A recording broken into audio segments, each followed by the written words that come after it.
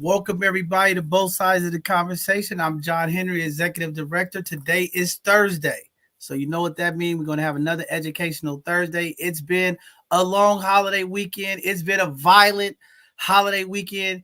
It's been heat. It's been cold. It's been a lot of things happening in the community. But we are excited to have you here. If this is your first time joining us, every Thursday we are here at 7 p.m. We start a little early because we got to get through our events and our news announcement and what's going on to the community. We try to get started at 7 o'clock, so we get a little started a little early, but we are here. I am back. I'm hearing people, where y'all at? It's Tuesday. Y'all know it's the holiday. We're not here. We were having our team enjoy their time with their families during this holiday season, and I hope everybody had a wonderful weekend and was able to enjoy some of the festivities that took place across the Bay Area and beyond. But there was tragedy that took place over this holiday weekend. So many loss, so many things, and we're going to just continue to push through as a community. Just want to thank all of the community folks who've been reaching out. Another loss in my family, another loss of the community. There was almost 12 incidents that took place this weekend, homicides in the city of San Francisco, 5 in D10. Tragic weekend, as you all see across the country.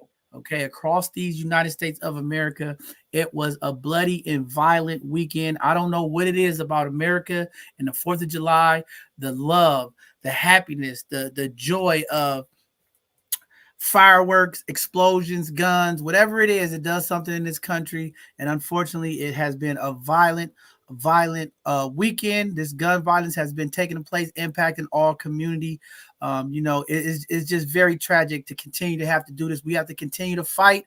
We have to continue to uplift community no matter what happened. The enemy is attacking. Spiritual warfare is happening. We still must fight and walk in solidarity community. And gun violence, this epidemic has been impacting our community for way too long. And it is time to have real conversations about mental health, anger, conflict management. How do we do the things that we need to do to move as a community, as a unit? How do we continue to work, inspire our young people, and make sure that the resources get to our community and we understand the value of human life? It is a tragedy when our young people don't even understand the value of a life when things are happening in the community. So a lot of work. Thank you, community. Continue to uplift the families who have been impacted this weekend, all of the families, including my family, but include all of the families who've been impacted.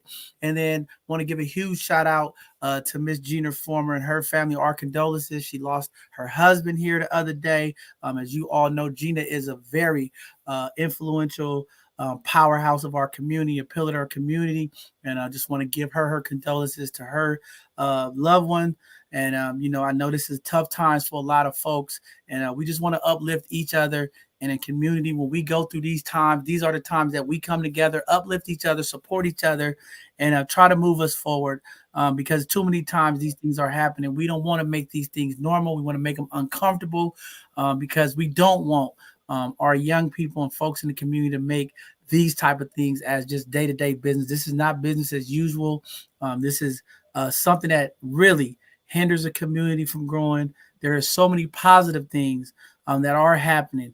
And we have these violent weekends and we have these type of events taking place in our community, it really takes away some of the things that are taking place. And it just gives folks another opportunity to say, see, hey, look over there. But these things are happening in all communities. But we want to make sure that we just would be reminded that we want to uplift it. Even in the tragedy this weekend and all of the gun violence that took place. There was some amazing events. I know we was able to get out there. Want to give a huge shout out to Collective Impact, to B Magic, Mo Magic, to the Golden State Warriors. Want to give a huge shout out to Brittany over there at the Golden State Warriors. This weekend, we was able on Sunday to take a phenomenal amount of fathers, young folks to the Warriors. The Warriors gave the young folks bikes and scooters and food and just had a great time on a Sunday in the city. So just want to give a huge shout out to all of the organizations that came together to make this event happen and last minute. It's just great to see the unity in the community. Our young people were blessed, and it was just great to see young people impacted, and just able to get out in community and look at what was going on. The beautiful Chase Center, what's going on over there, and just being a part of community. So just want to give a huge shout out to those folks over there, and definitely to Tiff for holding it down. Miss Tiffany over there at Collective Impact, just running and doing the thing. So just want to make sure that we give her a shout out as well. Also, so many events coming up, and I will be getting to them shortly. But again, just want to say thank you to the Dreamkeeper Initiative. Thank you to all of the amazing organizations that continue to push forward and make sure that our communities and our young people are impacted. There's a number of backpack giveaways as we start gearing up into next month, headed back to school. There are so many opportunities for families. So folks that are watching out there, please stay tuned as we go through our events. We'll be getting all the information as more and more organizations are sending out information to us for the events, that folks in the community can come get free backpacks and pencils and coats. And there's a number of things that's going to be given out. And we're going to make sure we do our part here at both sides of the conversation to make sure you, the community, gets that information, and you can find out how to connect. And if you are a community organization leader, or you work with someone who is doing things to help impact community, make sure you reach out to us at events@BSOTC. Send us the event, get us the information so that we can get it out to the community so that our young people are impacted. With that being said, enough of me. The bishop is here.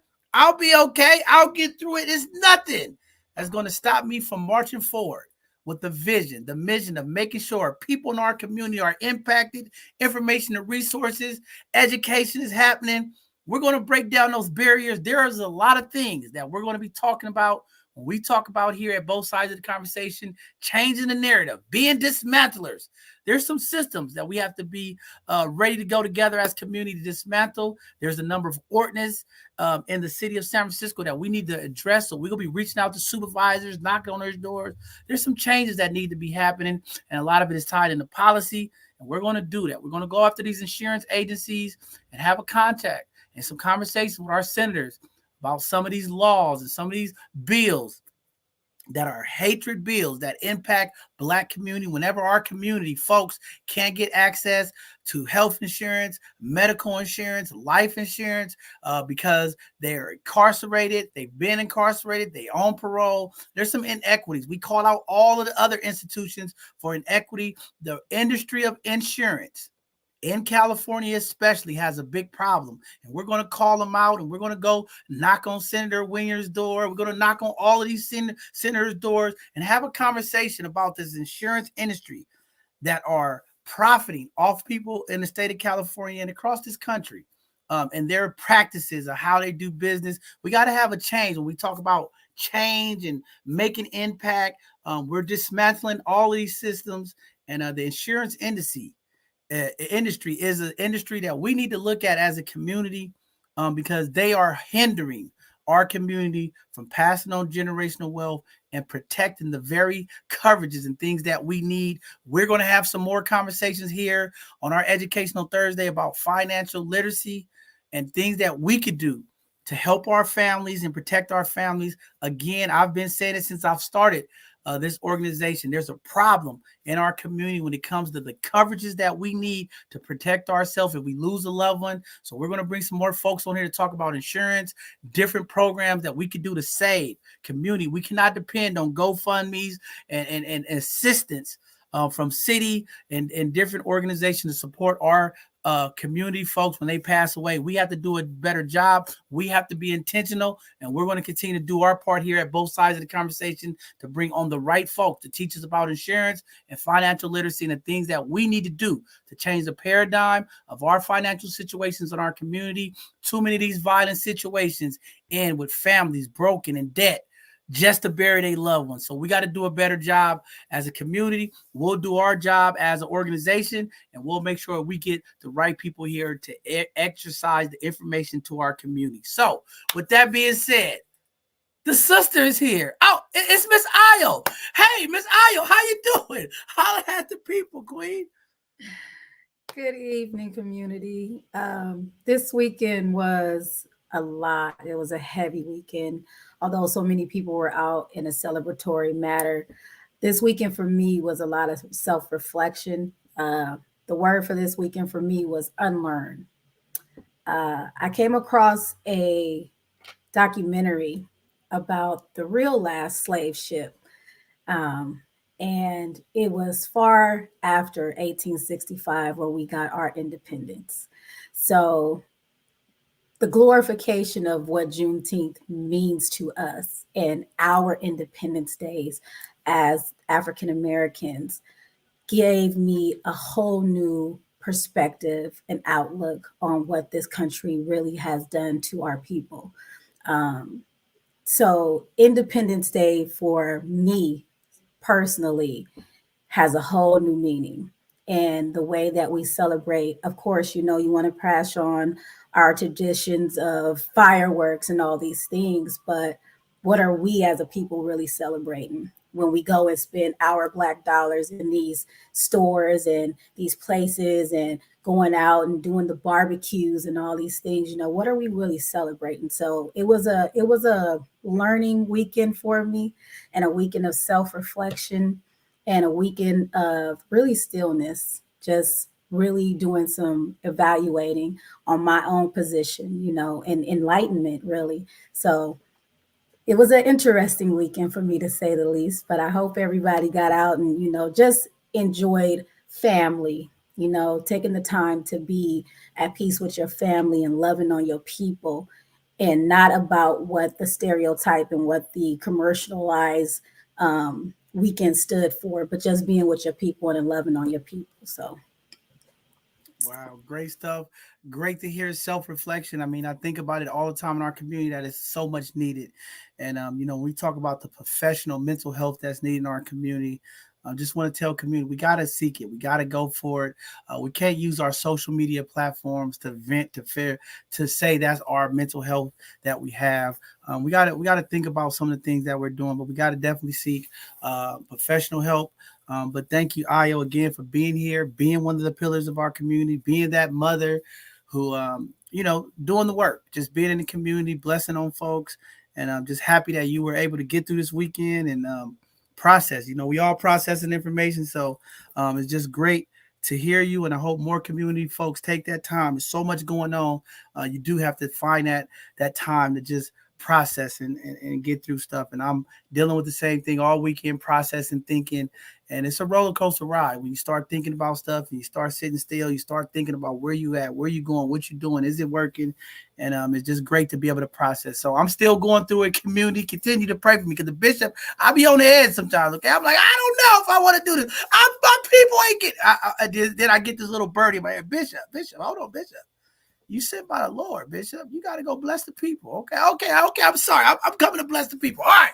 With that being said, community, I know we got to get through this. So let me go ahead and get through the news. Y'all bear with me, okay? I've got a lot of emotions in my head. I got a lot of things going on. Maybe I got a little anger in me too, Ayo. I don't know. I'm a little angry today. I don't know. But we'll get through the news today because we have a phenomenal presentation today, community. We have our own, The Voice.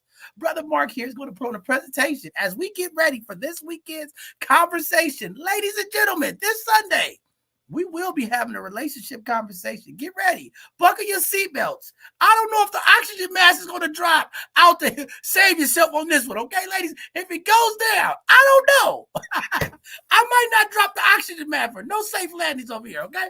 All right. With that being said, I want to go ahead and get through some of the community news, what's going on again. Community, it's been a tragic weekend. So many things happening, and all the news is not great.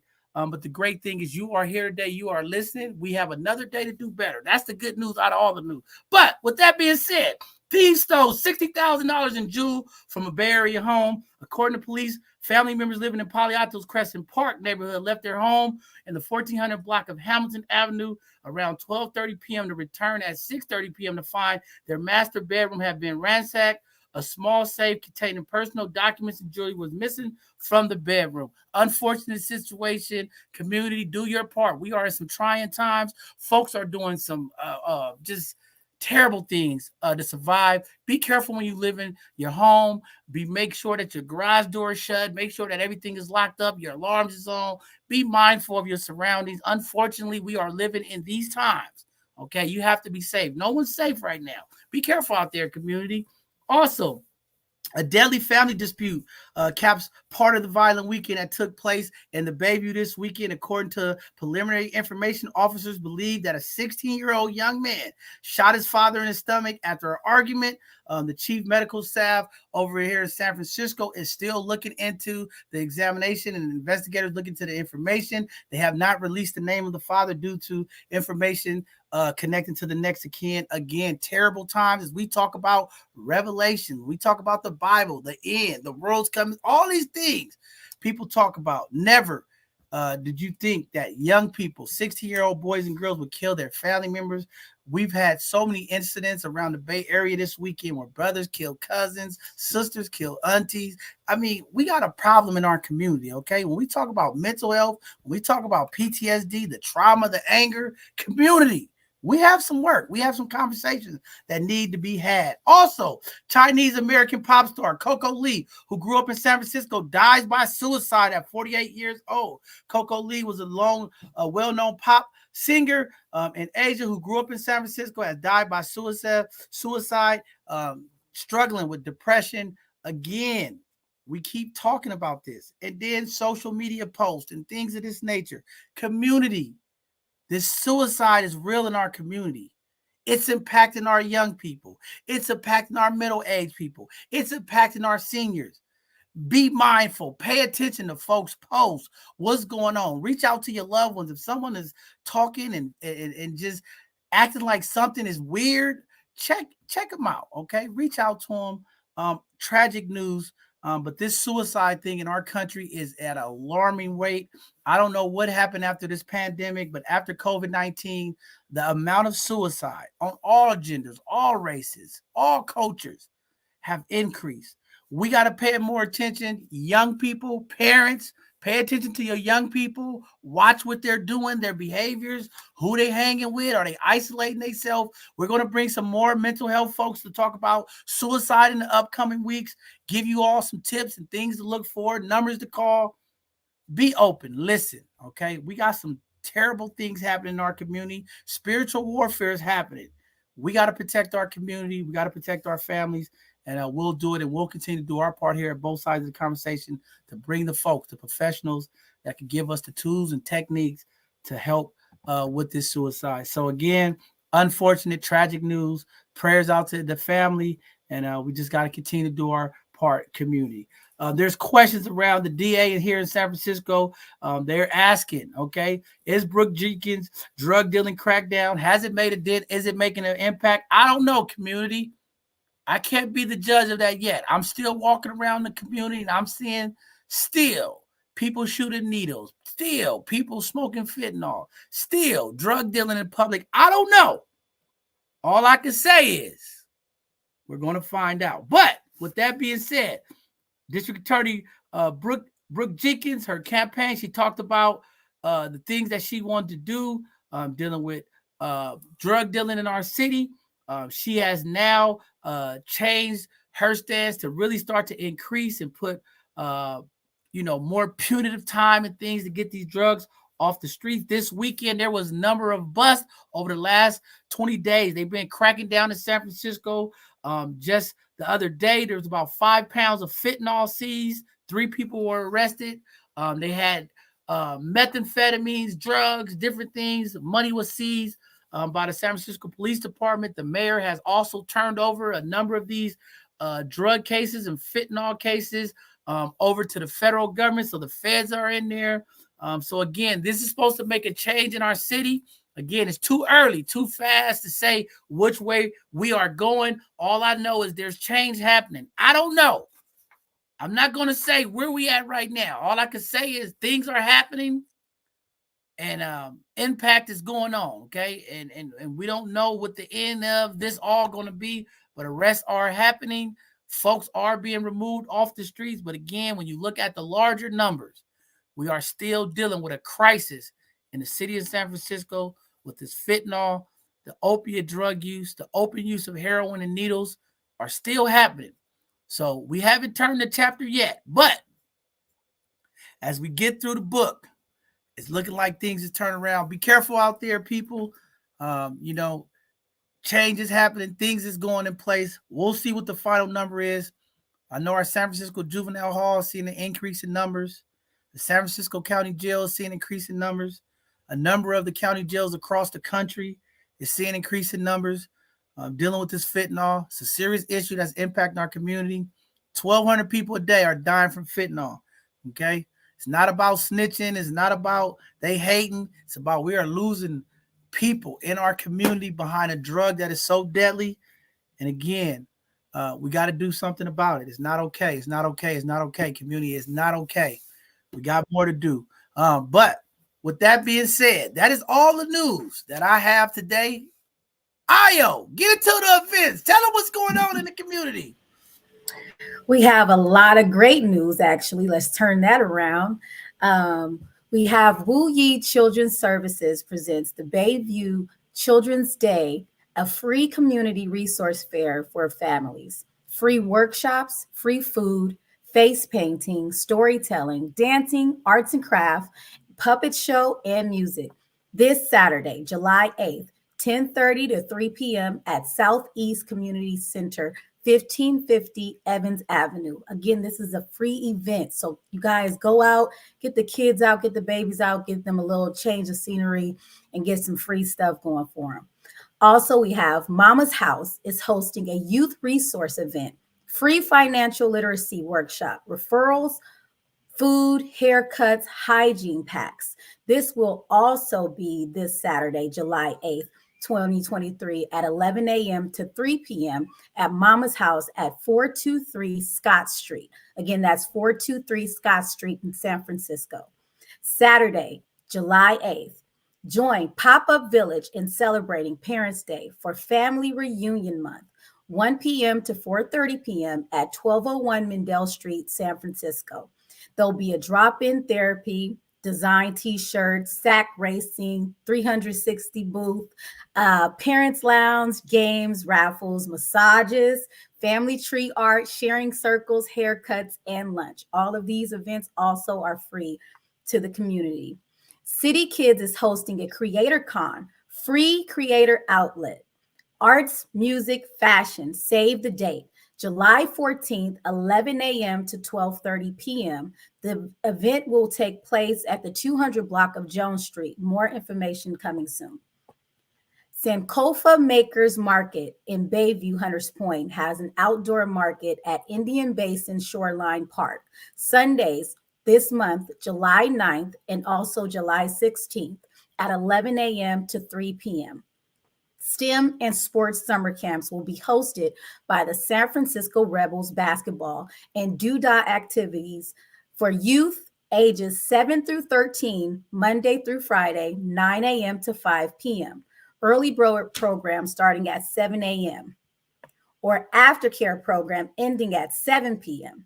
The STEM camp, you can experience one-of-a-kind activities focused on weekly STEM subjects such as robotics, arts and science, culinary, coding, along with field trips to local establishments aligned with subjects for the week. At sports camp, you can learn the fundamentals of basketball, volleyball, soccer, 7-on-7 football with emphasis on getting better each day. Lots of skills and agility drills that helps kids improve strength, knowledge of the game. There are 2 sessions left, and that will be 7:14 and 7:17. Well, the 7:17 through 7:28. Each session is $200, but there are scholarships available. So if you haven't signed up, now's the time to make sure you can at least get into that session 2. Youth Speaks is hosting Brave New Voices, the world's best poets in San Francisco, this summer only. Youth Speaks International Poetry Slam Festival is back for the first time since 2019. A week of live, life-changing in-person events. There will be youth writing workshops and performances by artists and activists, July 20th through the 22nd. 3rd Street Friday night markets support Black business, shop local men's wear, women's wear, gift items, music, and fun. Vendors wanted. Every Friday in July, starting this Friday, July 7th through July 28th, 6 p.m. to 10 p.m. at 1700 Yosemite, and that's across the street from Cafe Envy in San Francisco. Police Community Partnership is hosting Bayview National Night Out 2023. Kids Zone, food resources, fair, and more. August 1st, 5 p.m. through 7 p.m. There will be 2 locations, Bayview Opera House at 4705 3rd Street and also Joseph Lee Rec Center at 1598 Oakdale. And these 2 locations are actually right across from each other, and those are both in San Francisco. City College San Francisco Mission Office is offering a free 18-week certification program with job placement services for office positions in the construction industry. Classes are August to December 2023 at 1125 Valencia Street in San Francisco. Mo Magic will be hosting the backpack giveaway on August 5th, 11 a.m. to 2 p.m. at Ella Hill Hutch, 1050 McAllister Street in San Francisco. Are you looking for a summer experience full of fun, food, and good times for your child at an affordable price? $25 per child per session. The San Francisco Brown Bombers presents Summer Learning Experience for youth ages 5 to 14, starting Tuesday, June 19th through Friday, August 11th. Camp is held Monday through Friday from 9 a.m. to 3 p.m. at 509 Mendel Street in San Francisco. They will provide breakfast, lunch, and snacks. Sign-ups occur on the first come, first served basis, so you better get in there now. The link is in the bio, and make sure you guys get the kids signed up. Be Magic will also be hosting the backpack giveaway on August 12th. 11 a.m. to 2 p.m. at Now Hunters Point, 155 Jennings Street in San Francisco. Enjoy garden fresh goodness, produce, baked goods, and more at the Farmers Market located at the Southeast Community Center, 1550 Evans Avenue in San Francisco, every Thursday through November 30th, 3 p.m. to 7:30 p.m. They accept cash, debit, and EBT. San Francisco Human Rights Commission has a regular bi-monthly commission meeting on the second and fourth Thursday of each month at 5 p.m. in the San Francisco City Hall Room 416. You can also attend via Zoom. African American Reparations Advisory Committee has monthly meetings also, virtually 5:30 p.m. every second Monday of the month. Promote your business, nonprofit, or community impact on Hidden Gems. Share your expertise on our Educational Thursday show, or be a panelist on our Sunday Conversation. You want to sign up for this month's Sunday Conversation. It's going to be nice, you guys. Keep up with us at both sides of the conversation on our latest shows. Follow us on Facebook, IG, and TikTok. And make sure you subscribe to our newsletter. And make sure you hit that subscribe button on our YouTube channel as well. Both sides of the conversation is in search of volunteers. Give back to your community.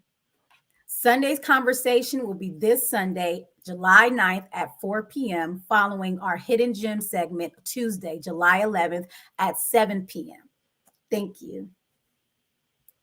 Thank you, Sister Io. There y'all have it. That's the community event.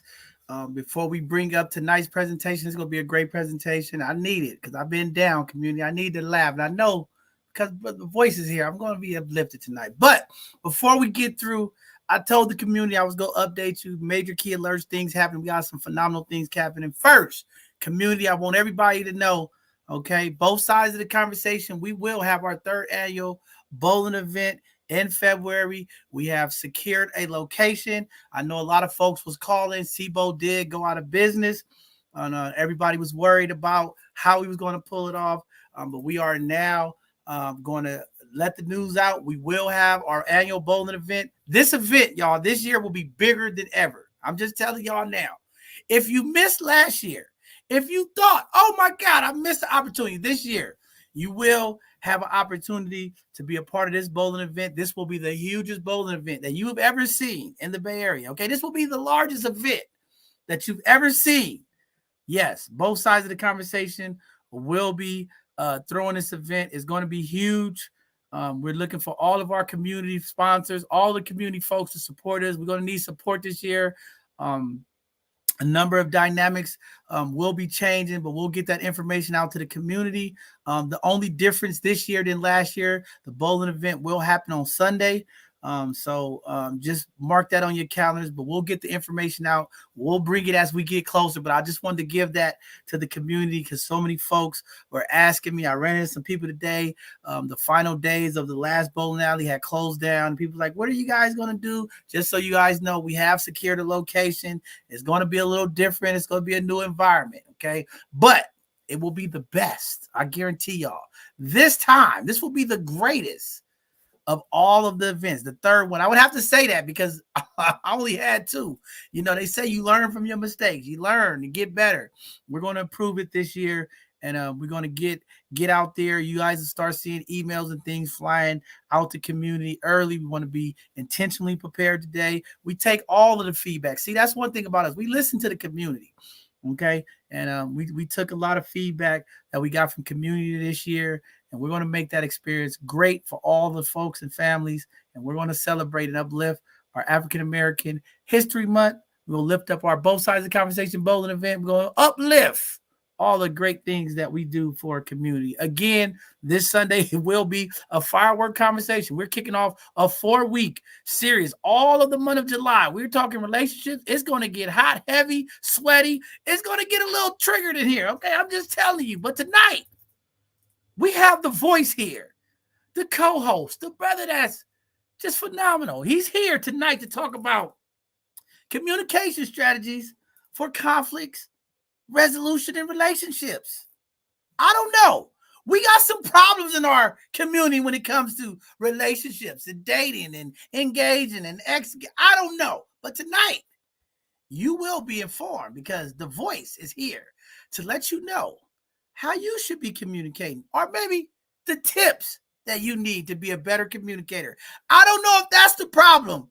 We got a lot of them, but we're going to start there. So, with that being said, we're going to bring up the voice, the brother, the reverend, the deacon. I don't know. Brother Mark Scott, welcome to the stage tonight, our own beloved. Happy to have you here. Happy to have you a part of kicking off this week. Ladies, all y'all that's calling for Mark, trying to come with the smoke, y'all can start today because we got a long weekend of this.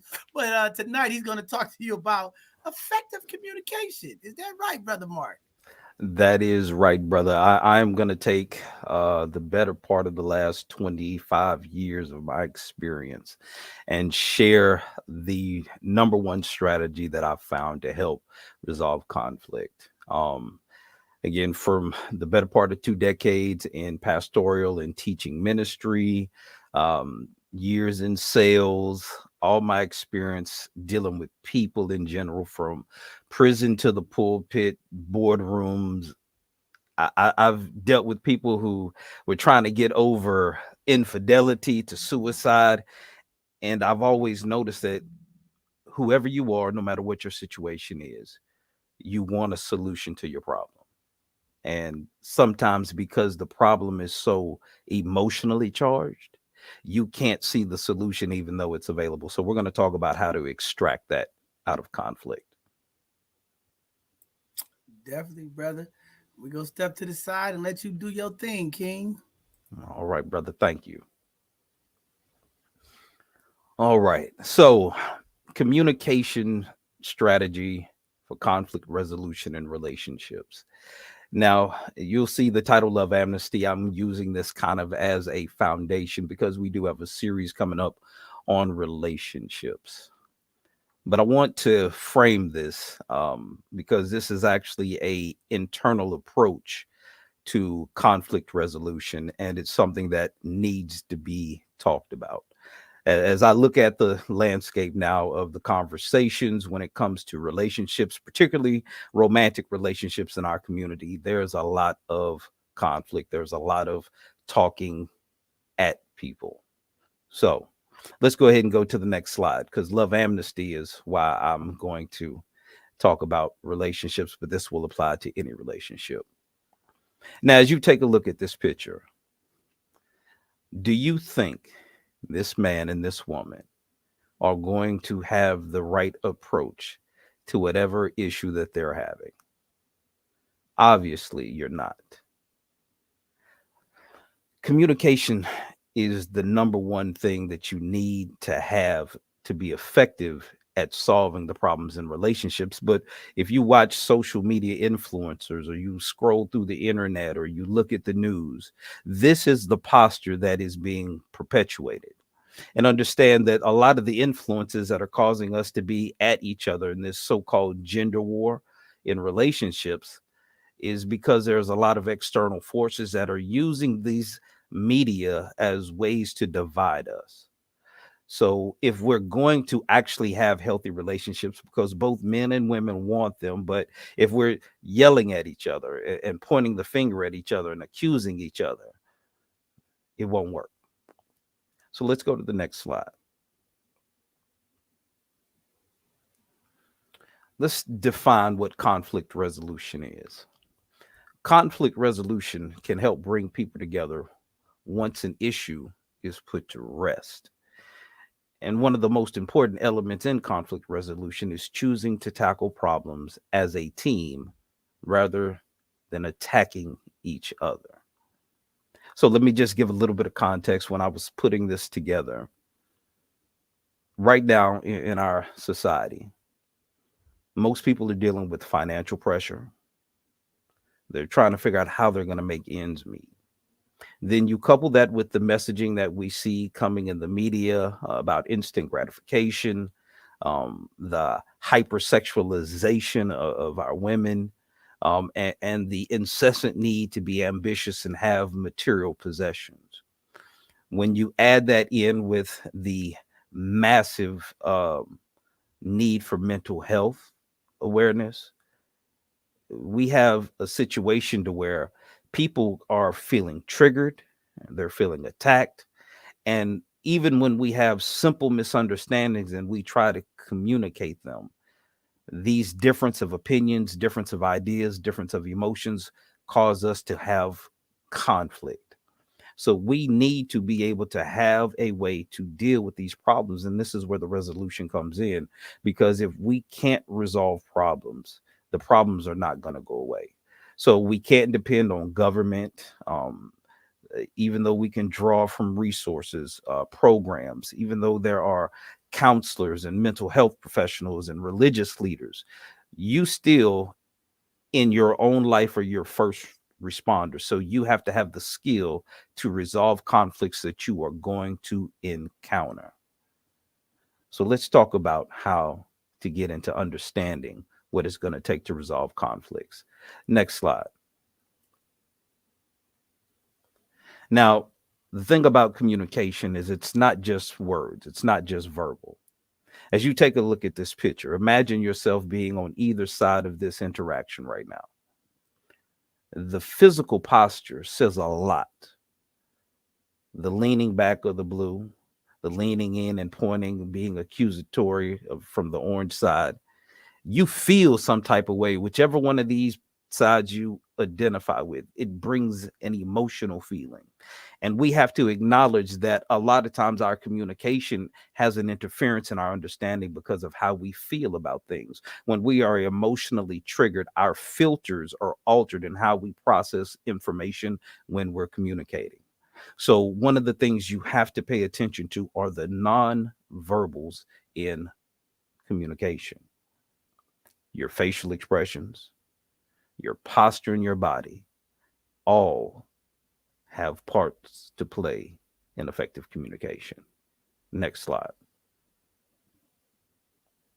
Now let's understand conflict, because conflict is a natural part of any relationship.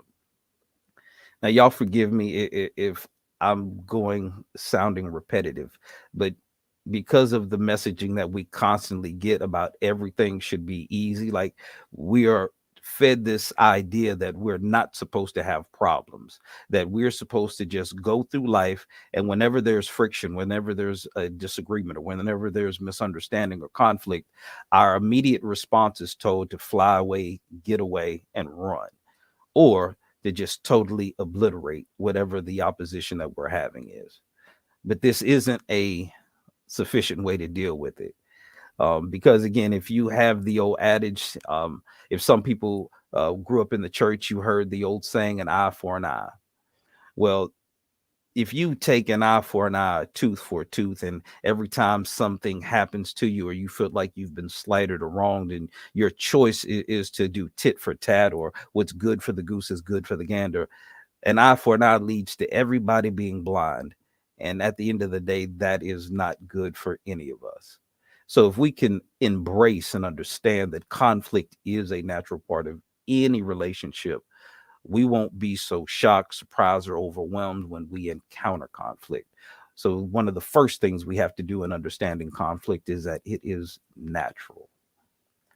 Secondly, it is essential to approach conflict with a mindset of resolving issues rather than winning arguments.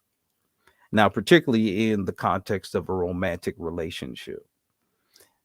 As a man, I know if I win an argument, there are consequences, because I've created an environment between me and my girlfriend or me and my wife that is not going to lead to harmony.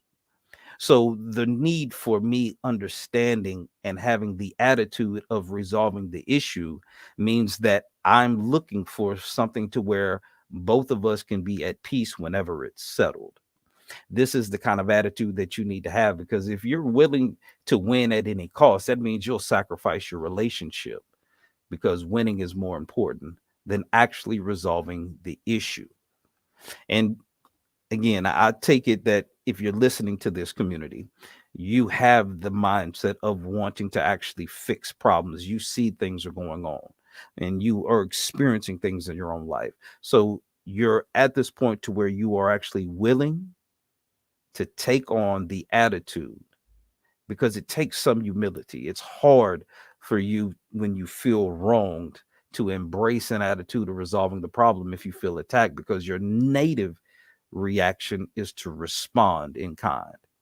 But if we do that, again, that just leads to us fulfilling a cycle of conflict that never ends. We see this right now in our communities, whether it's beefs or something going on. If one side does something, then the other side does something, then it never stops. So we have to take on this attitude that if all of us are going to survive together, then we have to learn how to resolve the problems instead of deciding we're going to get the one up on whoever slighted us.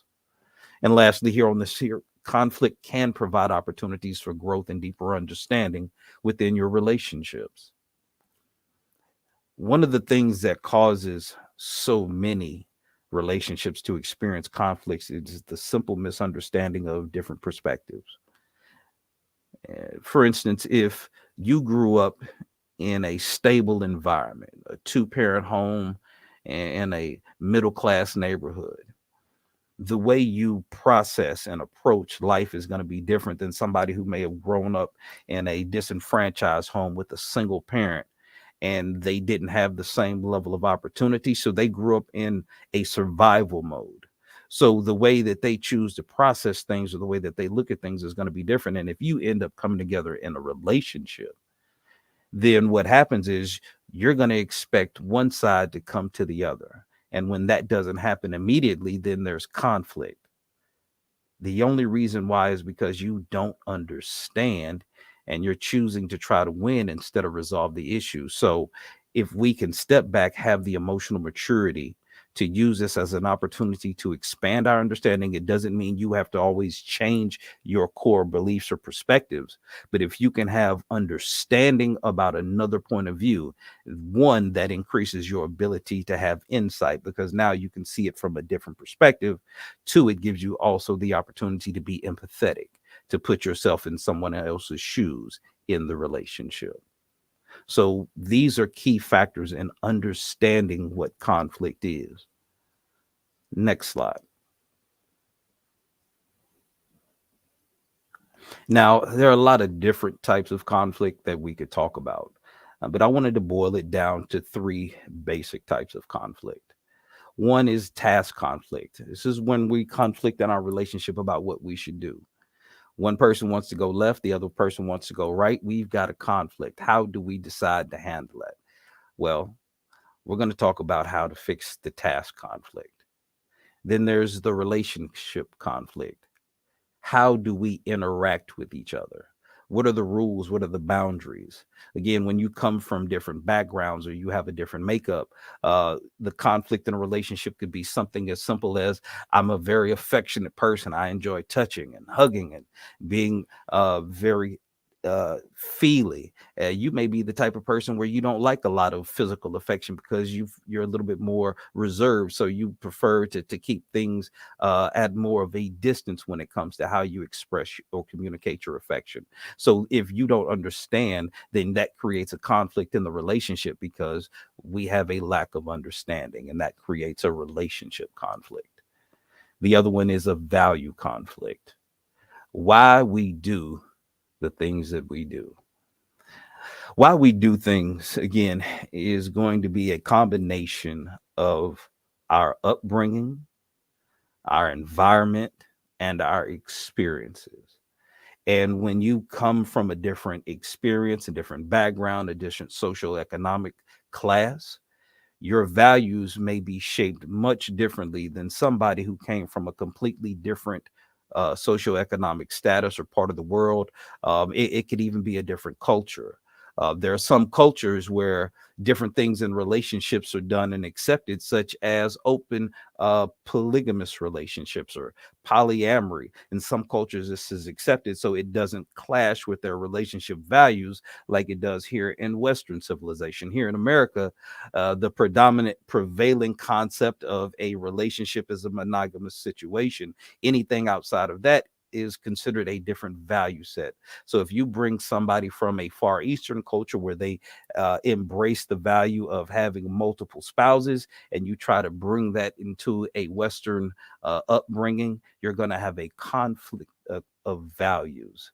So this is something that we need to really sit down and talk about to understand in a relationship so we can know why we do the things that we do. So when you see somebody do something that you may not do, it doesn't instantly become a problem, but another opportunity to get understanding. Let's go to the next slide. Now, you saw the title Love Amnesty. Now, the word amnesty is one that has a rich context. And I actually came upon a story that brought me to use this word, and it's defined simply as a pardon that's extended by the government to a group or class of people, usually for a political offense. The act of a sovereign power officially forgiving certain classes of people who are subject to trial but have not yet been convicted.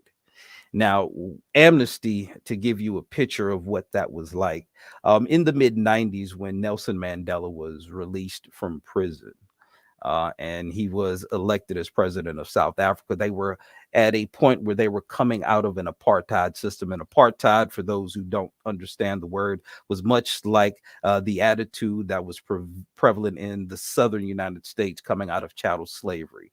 It was a racial division where the whites held all the power, all the resources, but most of the population in South Africa, of course, was black. And when they were coming to the point to where they wanted to end apartheid, there had to be something brought to the table to keep all of the hatred, all of the retribution that was justified, that was going to be exacted upon the people who were coming out of power. Well, in one of the conversations behind closed doors, Nelson Mandela alluded to the fact that the only way South Africa could survive as a nation is if they declared amnesty. And amnesty isn't just, well, we're going to ignore and act like it never happened.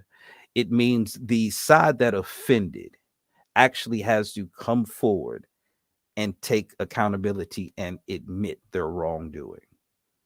Now, the reason why they're able to do this is because on the other side, there is a decision to give forgiveness once there has been full accountability, but it withholds the punishment so that there can be a reconciliation of the two sides.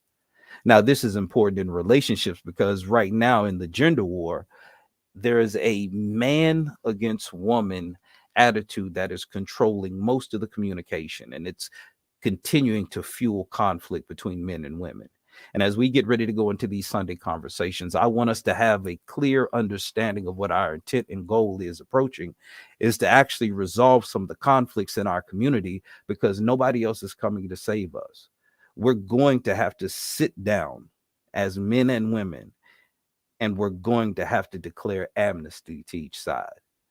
Have men had some things that we've done wrong, some things we need to address and clean up? Yes, absolutely. And likewise, so do women. But what seems to happen every time we try to do this in any context or any forum, it devolves into a confrontation where there's name calling and there's judgment and people feel attacked. So we can never move the conversation forward to actually resolve the conflict, because we get triggered emotionally and we feel attacked. So we have to set a context of amnesty, where we are here because we need each other, and we need to get past all the things that have been used to keep us divided. And the only way we can do that is if we're willing to declare amnesty. So let's go to the next slide. Now that you have an understanding of amnesty, let's get into this strategy. Now, the love amnesty strategy is composed of a few ingredients. One is active listening. Now, active listening is a skill that can be taught. I'll go a little bit deeper into that. And there's also I statements. Now, I statements are important because when you're communicating with somebody, the tone in your voice and the words that you use are very, very important. And I'll show you here in a few moments how I statements can be used to, in the midst of a conflict, to de-escalate the emotional regulation. Also in reflective responses. Now, reflective responses are you demonstrating in the moment of communication that you're actually hearing what is being said by the person that you're communicating with. Oftentimes, when somebody is upset or emotionally charged, their ability to logically process information is hindered because it's running through the filter of you feeling attacked, upset, angry, whatever it is. So your ability to process is altered. So to make sure that you are able to disengage that and gain your emotional intelligence to filter things clearly and accurately, we use reflective responses where we say back in our own words what they have been trying to communicate to us. So that way, if there's a misunderstanding in what they're saying and what we're hearing, reflective responses give you the opportunity to get clear understanding in the moment. Now, this one is key: emotional regulation.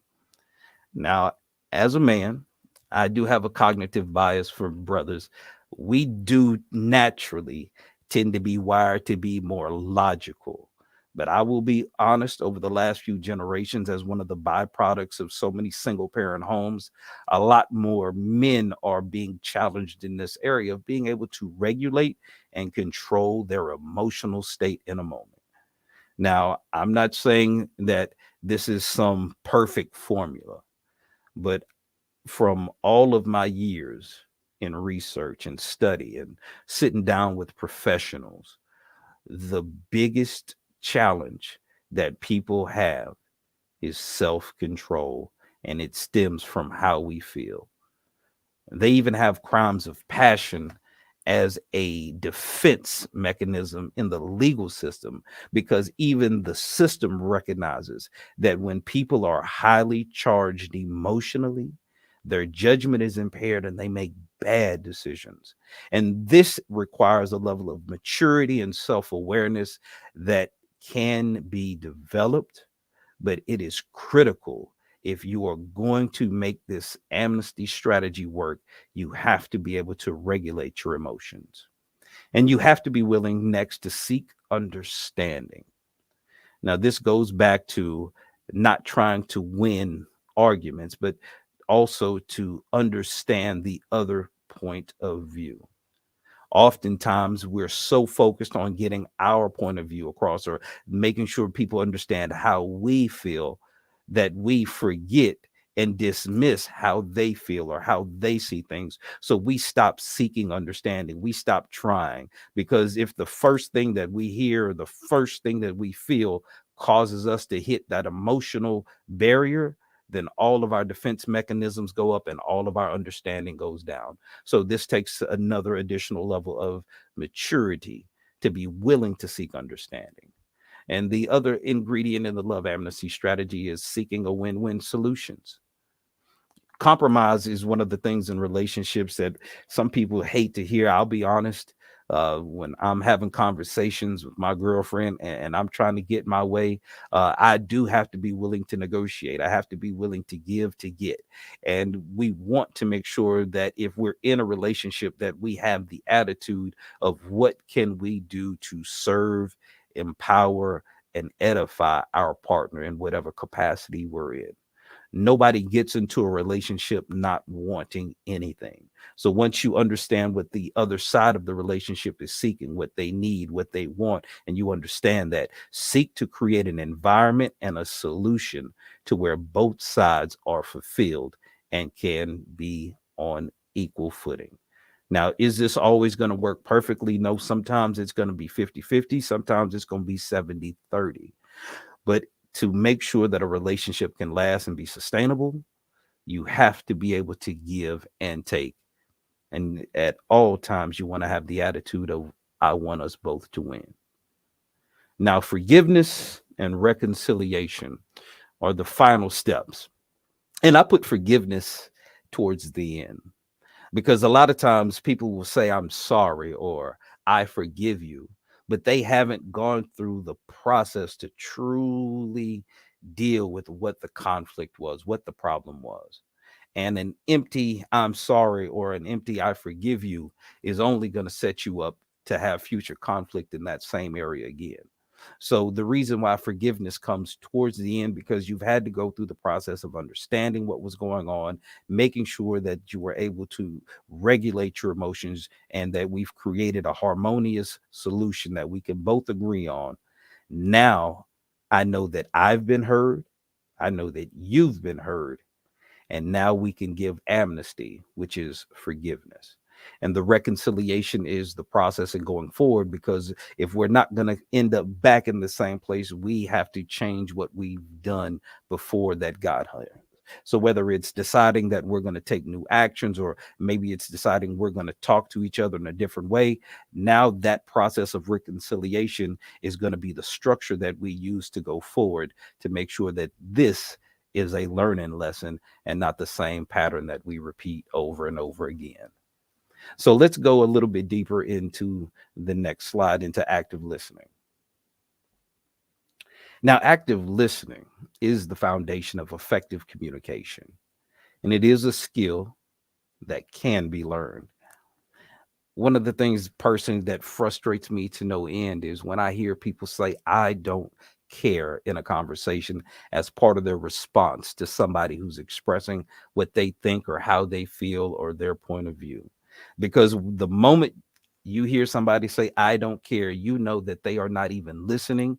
They've dismissed you. And now at that point, you have no reason to continue to invest in trying to find a solution. So if you want to create an atmosphere to where you can actually get solutions in conflict for your relationship, understand active listening. And it's very, very simple. And I put it in these two steps: is one, give your full attention to the speaker. Demonstrate interest through your verbal and nonverbal cues.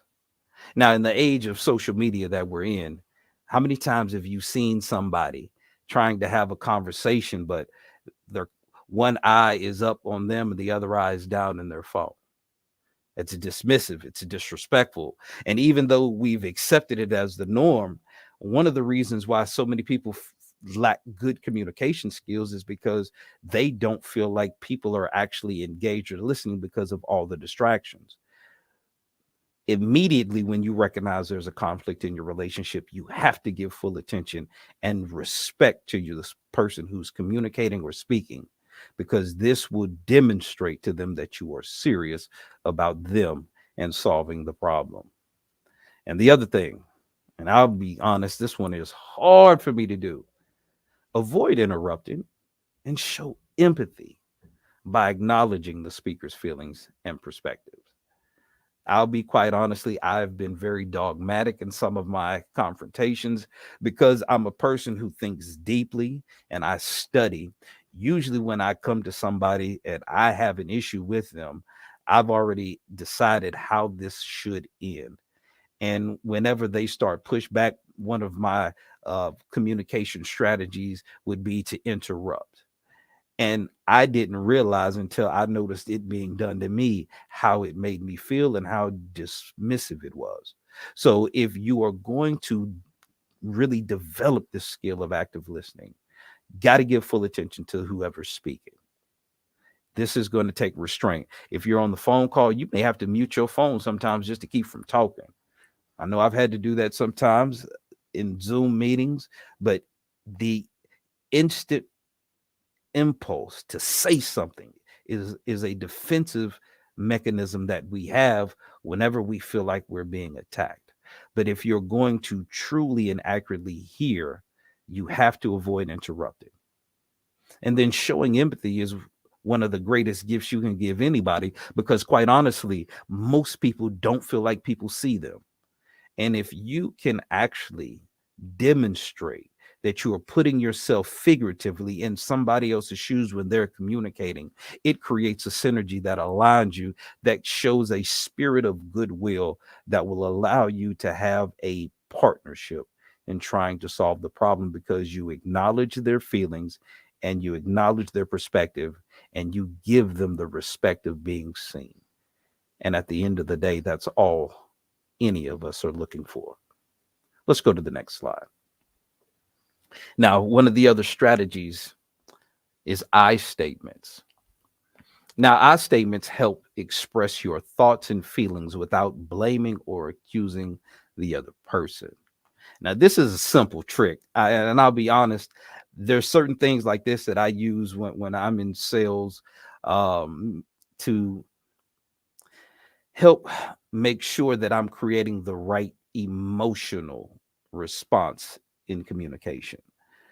There are certain things like voice inflection, tonality, pacing. All these things can be used. If you have any curiosity about what I'm saying, maybe you should Google neuro linguistic programming.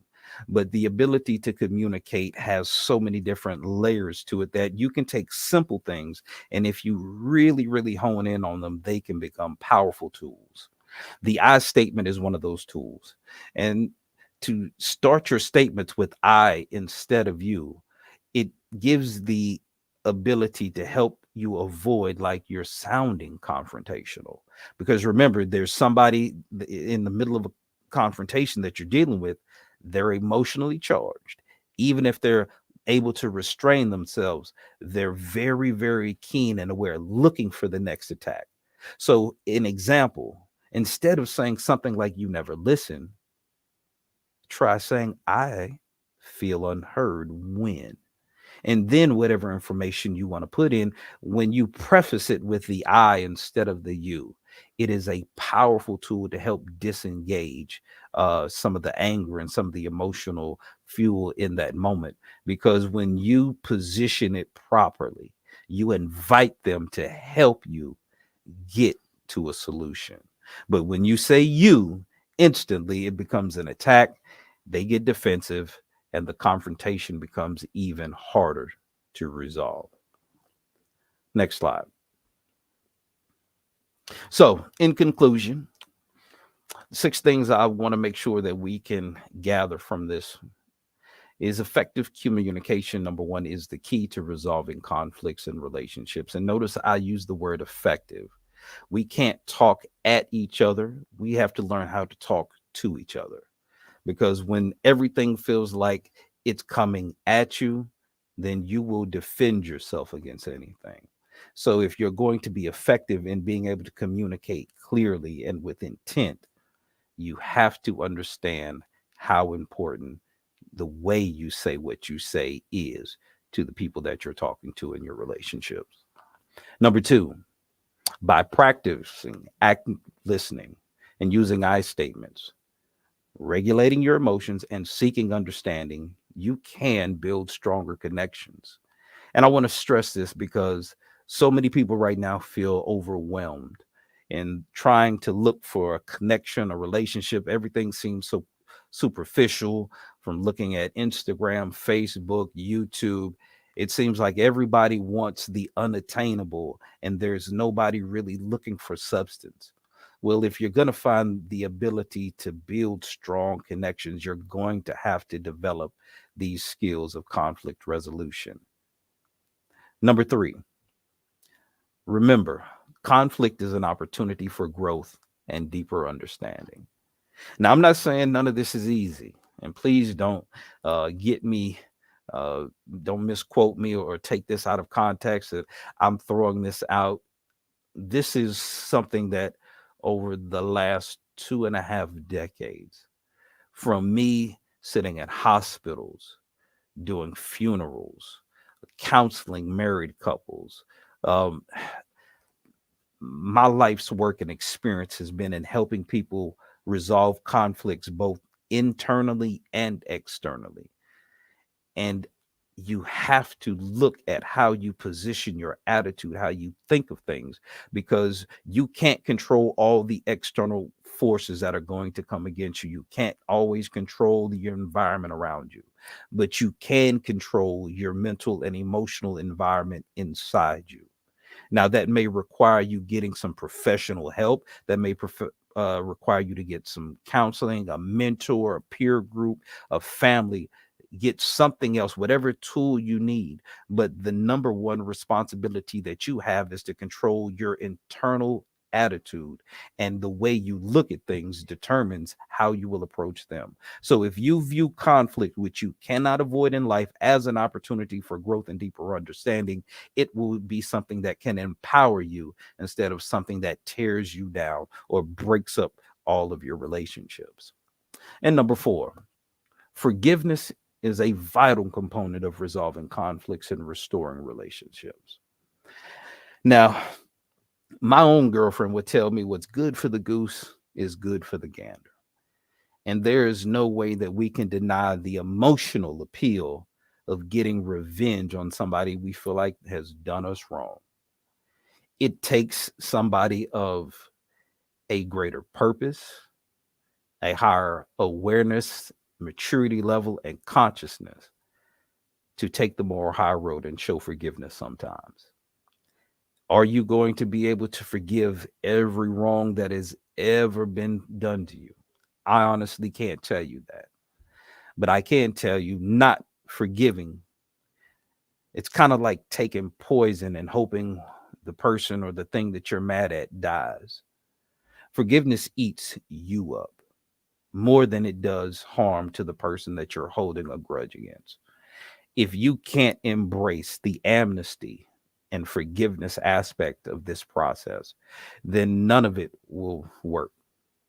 And this means you have to make a conscious decision to know, acknowledge, understand what is done, and still choose to forgive. It's a decision, it's not a feeling, but it is a vital component. If you're going to be able to truly resolve conflicts, you can't have bitterness or harbor resentment, because it will ultimately be the thing that comes back and destroy whatever relationship you're trying to restore. Number five, practice empathy and understanding so that you can foster reconciliation. And again, empathy is simply being able to put yourself in the other person's shoes, being able to see their point of view, being able to feel what they feel and to acknowledge that.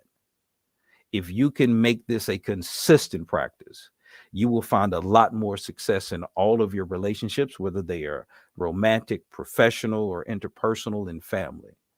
Sometimes people just feel misunderstood, and the only thing they need, even when you can't fix the problem, is to make sure that you understand where they're coming from and that you see it. And if you make this a consistent practice and understanding, you will create an environment where any relationship where both sides are willing to fix it will have the opportunity to reconcile.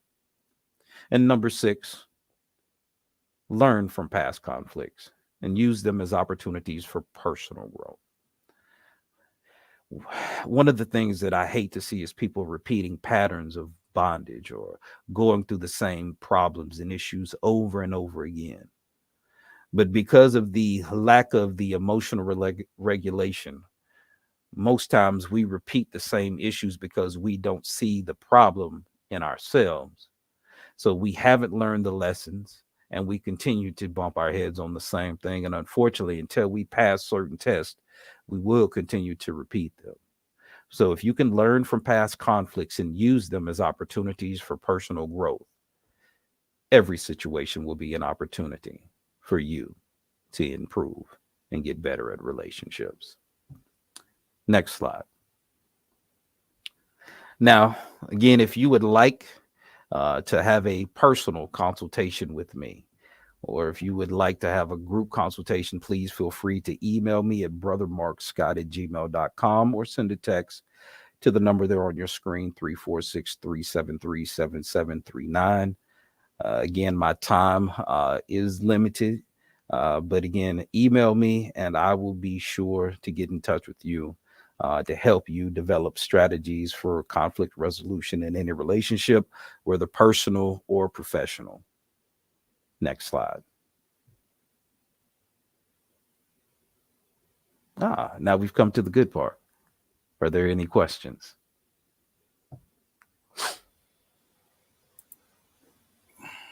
Brother Mark, I'm starting off with I statements. The bishop. I like the presentation. I'm actually excited about what you put together there, because I think this is needed, because it's not just in relationships. I think it's in all relationships and all facets of life, dealing with people and communication. And communication can be very, very tricky. But I like number 6, the last question you had on there, because I think in our communities, when we talk about the relationships, when you said learn from your past conflicts and use them as opportunities to grow. Mm-hmm.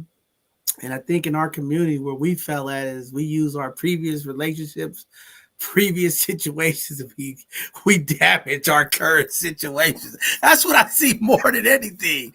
So I think that was great to highlight that. And I think, throughout the presentation, a light switch kicked on me.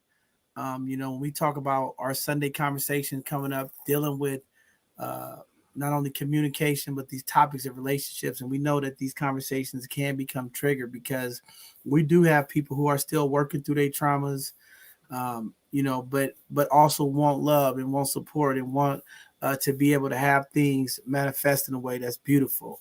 And I think having these guidelines, we might have to use some of this as guidelines for communication during the show, because a lot of times we get excited and we just want to speak and not listen, and we want to blame, and then man's this fault, women, you know what I mean? So I think it's a good some framework, as they say, to help facilitate the conversation in a way that's productive and successful. But we know our people. We are real. We are authentic here at both sides of the conversation. We will not script this Sunday's conversation. It will be raw and uncut.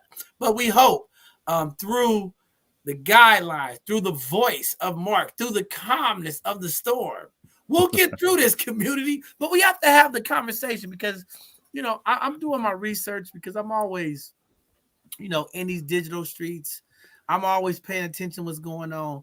And you're right, Mark. We have a problem in our country, in our community, especially the Black community. We talk about relationships, communication, conflict, management, all these things, hot topics. Everybody's talking about it. Mm-hmm. So it's up there with the conversations of mental health and all the other things that impact our community, education, and things of that nature. And I think one of the things you put in there that's very intriguing, and I think we have to continue to talk about in our community, is emotional intelligence. Being able to be uncomfortable, but be, like you said, hold your emotions when we're dealing with people. But in the communication, Mark, and this, how people receive information, how can we be effective and be better, goes back to our experiences. And I think this is where the past really reflects on what's going on in the future.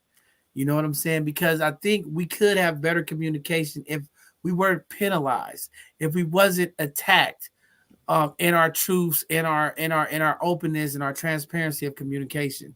And a lot of people, because we don't have these type of guidelines and these rules and these understandings, we find ourselves in situations that it definitely pushes out a negative experience or a negative impact of our situation. So, Well, uh, it's not by accident, Bishop. This is probably one of the reasons why I think it's so important to have a strategy that anybody can understand and use and apply that doesn't require an outside source, because the constant bombardment of division from religion, economics, relationships, class, race, political affiliation, all day, our environment is saturated with division. There is no way that you can live in an environment that is constantly pulling at you, separating you, and dividing you, and not counteract that from an internal place in you. The outside world has so much to do with what happens on the inside world if we don't get our inside world strong enough to influence what's coming in from the outside.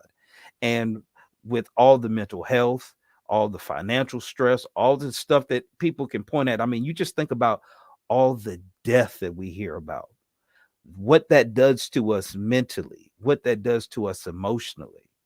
And then all of a sudden I turn around and get triggered because somebody put too much mayonnaise on my hamburger and I explode in the middle of a fast food restaurant. It doesn't make sense. But what we're not talking about is the ramifications of the society that we live in. You can't contaminate and poison your society with negative messaging and violence and division and expect the people to just function normally without any problems. We have to have a way to deal with these conflicts. wow, it's already getting heavy. I got a lot on my chest. Mark, you pulling it out of me. I don't know. I don't want to go there, community. Okay, I don't want to go there. But the amazing, thoughtful Ayo is here. Ayo, I know you got a lot of questions. We got some questions up on the screen. I just know that this conversation this weekend is going to get a little bit different. I guess I'll just say different. Community, ladies and gentlemen watching today, tell your friends. We still got some room for a few folks, okay? If you want to be a panelist and you want to jump in the conversation this weekend, reach out. We got some room for you. We're gonna be talking about some real powerful stuff. But again, Some people are going to get triggered in love. Like I say, I know what's going to happen. We're going to touch on nerves. We have to. But if we can at least understand, look, we're starting from the same place. I'm not here to attack nobody. Ladies, I'm not here to attack you, but I need to have a real conversation with people. And yes, it's going to hurt sometimes. And it's going to be my way too. I have to own my shortcomings. And if that is something we can humble ourselves to do in this process, then as a community, we can move forward because we need each other. ladies, I statements. Listen before responding. It's going to get interesting. I'm going to be the referee, okay? I'm just going to referee the conversation. The bishop is getting started. Y'all know I've been down, okay? I need to uplift my energy. This weekend, this Sunday, I'm going to come back full circle because this conversation, the pet peeves, the things that drive you nuts in a relationship. Oh, I got a few of them. I don't know. We're going to see. Ayo, you want to ask any questions, Ayo? Well, I just want to say first and foremost, this is the perfect precursor for Sunday's conversation. You know, like you said, both sides of the conversation, and communication is key, rather it be in conflict, rather it be just expressive, communication is key. One of those slides that really stuck out to me, though, was the body language, demeanor and tone can say so much without words being spoken.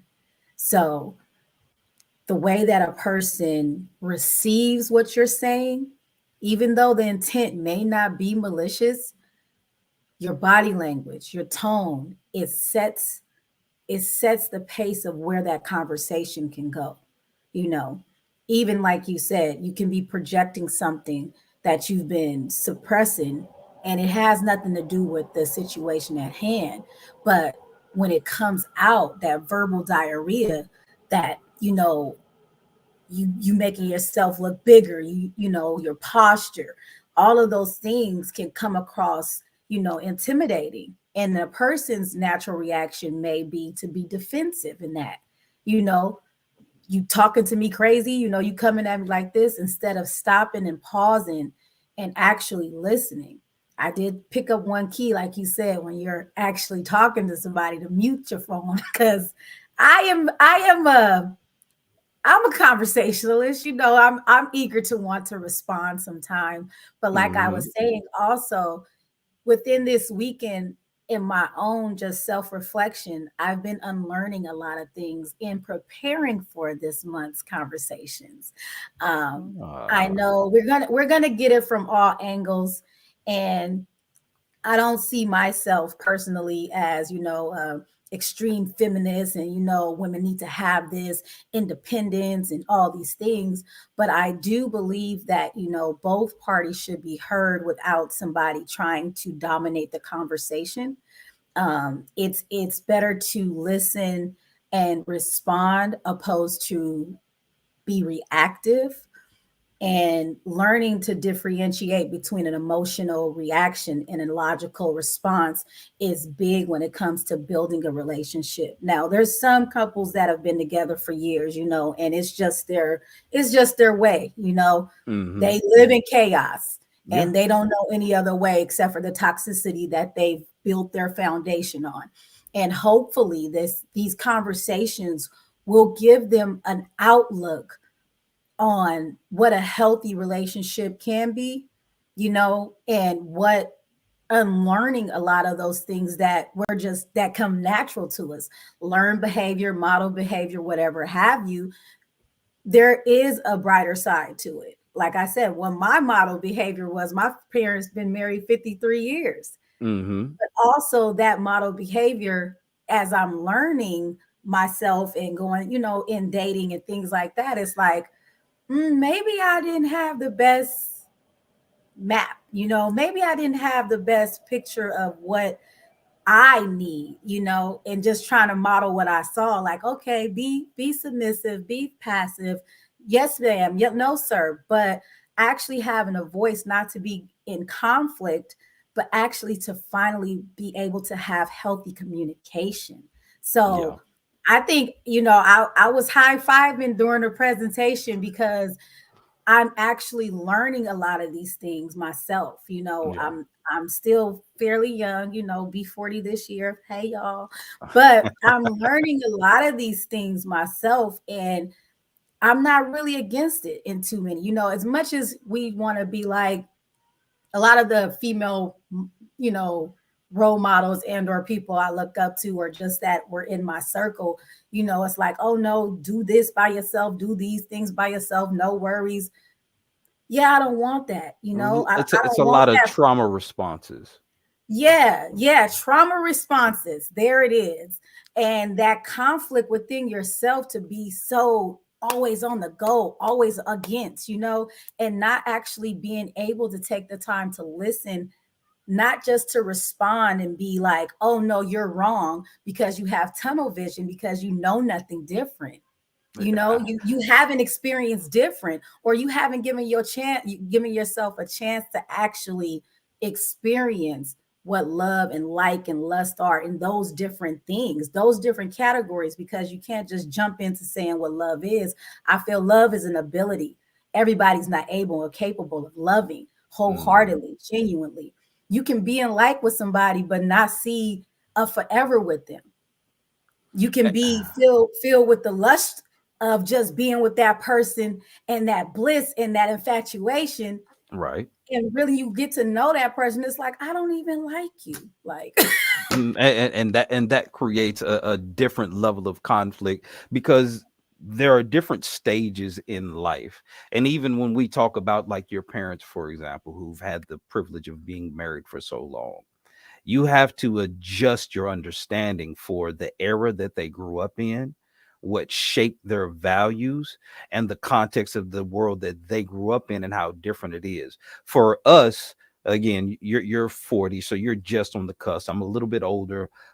I remember life before the internet. I remember rotary phones. I remember pay phones. I remember writing letters and having to wait a week for it to get there and a week to get a response.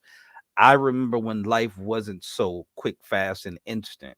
So I saw the progression of how things have changed over the last 25, 30 years with the internet coming online, everybody switching to digital platforms. So now, when we were kids, you wouldn't have never imagined that you would have had to create and been able to market and have a whole nother world digitally. Like that wasn't even thought of.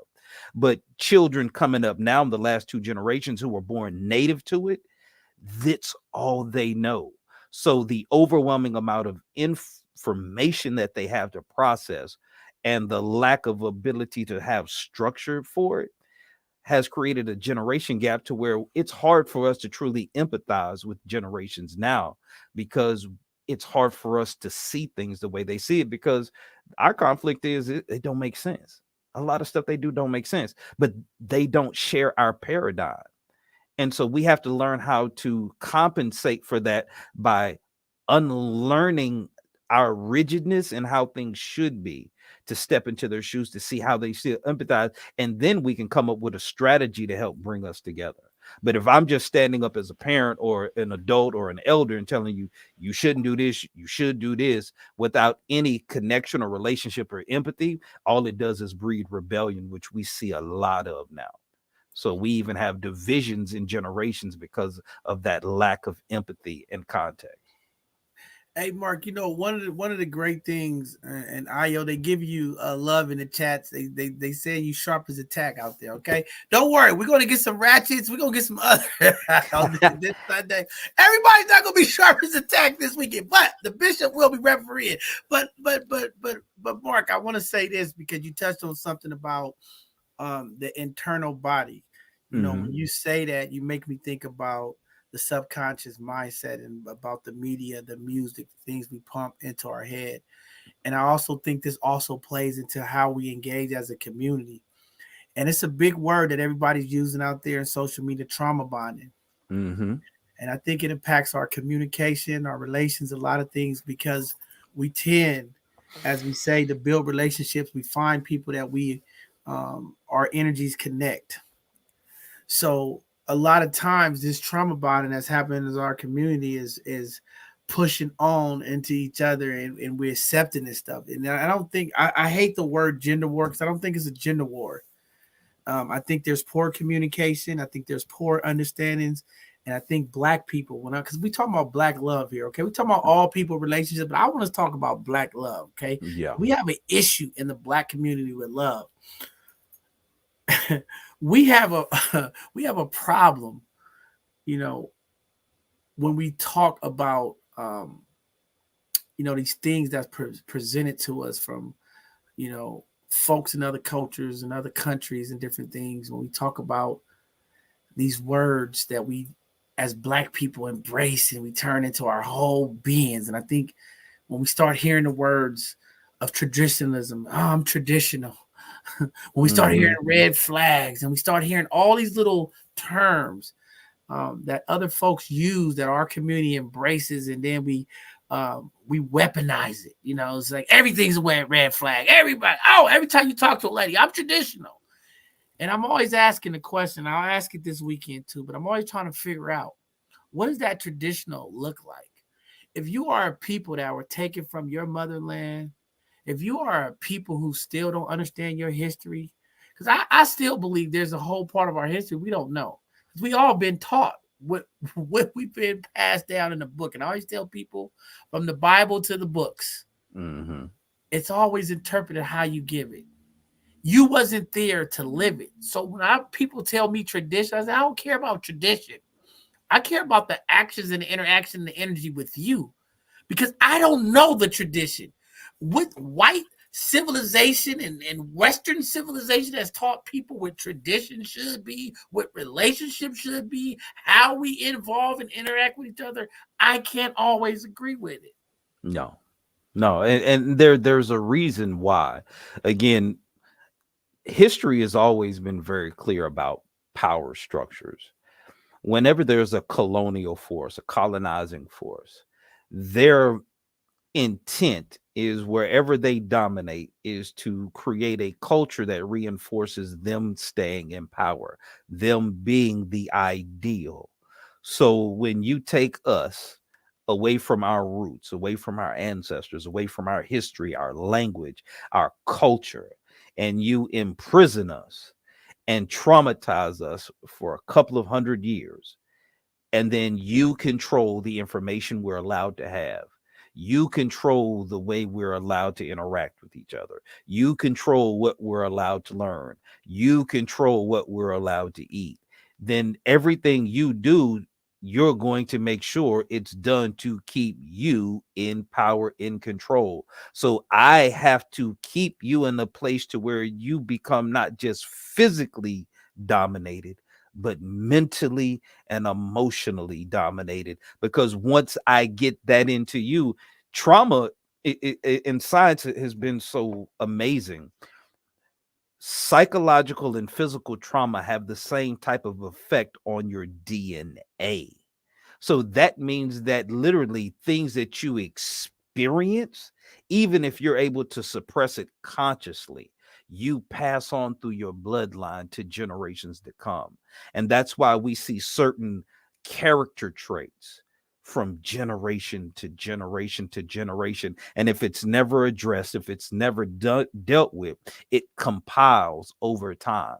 And so now, after you take all of that over 500 years of oppression, torture, and separation, and then feed us lies and misinformation, how are we going to know who we truly are? How can we be empowered? How can we pull ourselves up from our bootstraps? We're supposed to be dysfunctional. We inherited it. And that's why trauma to us is so comfortable. Like they actually did a study, like people who live in projects now around the country. If you trace their lineage, they all go back to plantations. The mindset of staying put in a poverty situation where you feel or believe that your options are limited, that you are less than, is something that is inherited through your DNA, reinforced by the society, and then we have made it popular and embraced that mentality through our music and our culture, to where now we have no problem talking about how we'll kill that nigga down the street, or I'm gonna kill it, but we won't do that to other cultures because we don't even realize how sick we are because it's so natural to us. So Mark, I'm glad you brought that up because that connects to it, and I'm glad Io have said that several times tonight. Unlearning, and I'm glad we using that word because I'm tired of this unpacking stuff. I'm just sorry. I know this is mental health terms, and everybody want to unpack. I don't want to unpack. I want to unlearn some stuff because I think when you unpack, you can repack. But when you unlearn something, it's the motion and the thought of getting rid of something. So we're gonna unlearn it and burn it. We might relearn it, but it's a difference.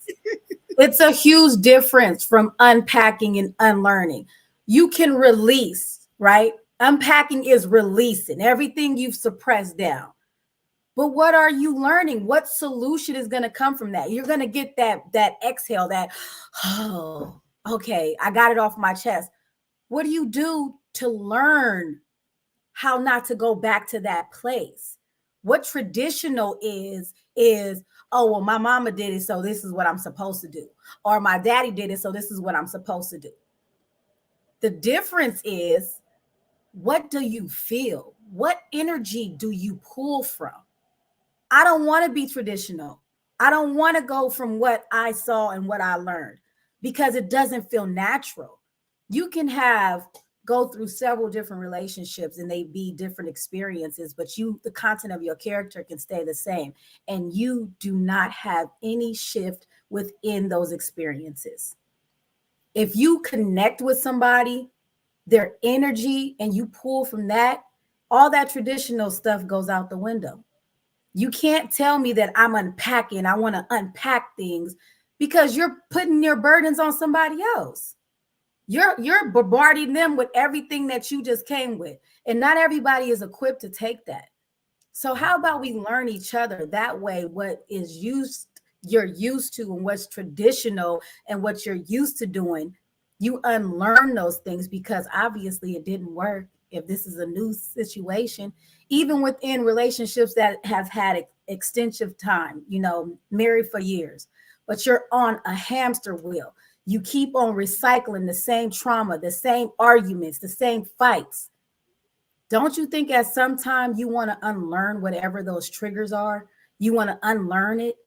And unpacking it, obviously, is when you start to have those conflicts. You're going to argue. You'll have that communication because you're unpacking. Well, you did this.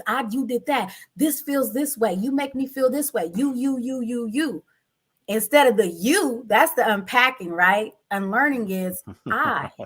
It's the I statement, right? But I have to say this because I think you said traditional looks like what I saw from my parents, but also traditional is the idealization of what things should be. See, because we fantasize and we tiptoe what things be, but what we perceive of not just from our parents, but what we see and hear and believe. Well, And this is go ahead, Mark, go ahead. Well, one of the things I do want to be careful about when we talk about tradition, because what we tend to do is want to throw the baby out with the bathwater. Tradition has a very important part, and there's a reason why we need it. I was actually looking at a special on the Black Boule, but they were talking about hazing in fraternities, and it's part of the tradition, and there's a reason why traditionally organizations, whether they be fraternities, military organizations, have a systematic rite of passage, because it creates a bond that you can pass throughout time. In ancient African cultures, one of the traditions that we have was the griot, where there was somebody who was tasked with learning all the stories of the tribe, of the elders, and the lessons and wisdoms, and they would pass them on. So they would tell the stories. The tradition was to keep us connected to our roots. Now, unfortunately, some of the traditions that have been intermingled into us since we've been separated from the roots are not good. They're not healthy. They're dysfunctional. But if we just, like you say, if we just want to say, well, my parents, they're traditional, I'm not, I'm a new age, I ain't trying to do it like they do it. You have to wait a minute, look at the result they got. What did they do that is consistent with human nature, consistent with principles, consistent through time, that isn't subjective to how you feel, but is objectively consistent to give you the result you want? If you find those patterns throughout history in tradition, then you want to embrace those parts of the tradition. But certain negative things, where a lot of stuff, like we talk about, we have a patriarchy tradition for the Black community. That is not a traditional point of view. In Black culture, we've always had a matriarchal society. Women have always been in power in Black society, in Black community. So a lot of the narrative that is being pushed, that I see in conflict of conversation, is a lot of times Black women say, oh, and again, it's generic. When you say that, and I say Black women, then every Black woman now ears perk up. Oh, he's about to attack us. So you have to be careful, because I understand how these words make people feel. And that was one of the questions, is how do men and women process different communication? Yes, men process information through logic. We process the words. Women first process through emotion. How you feel is more important than what is being said to women oftentimes. And yes, there are outliers, but in watching, and I got to salute the Godfather Kevin Samuels. I remember I started watching Kevin Samuels before he was talking about relationships. When I was looking for fashion tips and cologne tips, and he was just talking to men about getting our stuff together, he would hurt my feelings all the time. I'm not a high value man. I ain't the 6'2". Like I wasn't none of the stuff that he was talking about as far as the type of men in the conversation. But what I did respect is the consistency and the principles and the motivation in which he talked about. So when he started talking about relationships and addressing Black women, because they would call into the show, time after time after time, the biggest complaint that women had was, I don't like how he said what he said. But because they couldn't get past how things were being said, most of them couldn't get the wisdom from what he was actually saying, because he loved our community. He wanted us to come together. And quiet as kept, he was actually single-handedly responsible for putting more couples together that got married than people would ever give him credit for. But a lot of times he was portrayed as some antagonist to Black women, that he attacked Black women, when he was very clear about his intent and motivation, and he was systematic and consistent. But time after time after time, women got in their feelings and became combative with him because they got emotional and couldn't regulate it. I always say, get out your feelings and get in your bag, ladies. I don't know, but Mark, a couple weeks ago, we talked about it. The women are the guys of the earth. When you talk about this matriarchy point in Black community, there's also stories of when these folks were coming to remove Black folks out of these places. The man would protect the woman, because the man knew that the woman had the highest connectivity to the highest spirit. And they didn't want the captives to know the power was in the women. So they would come in there, who's in charge? Who's the chief? Who's this? And the man would step up because the ladies had the power. I don't know. Is that why the matriarch was a part of the culture? But the evil men, the men who are moved by their ego and the power, they never wanted the women to do that. But they knew in our culture. So they created this opportunity to say man rule. When we know, when you understand what's going on, all of the power is in the women. Wars have been started by women. Everything that goes on is by women. Power removes and includes things. So who's the true power in the dynamic? I asked the women out there, get ready for Sunday. Where's your power at, ladies? Because I'm going to ask some questions that's going to move some of you.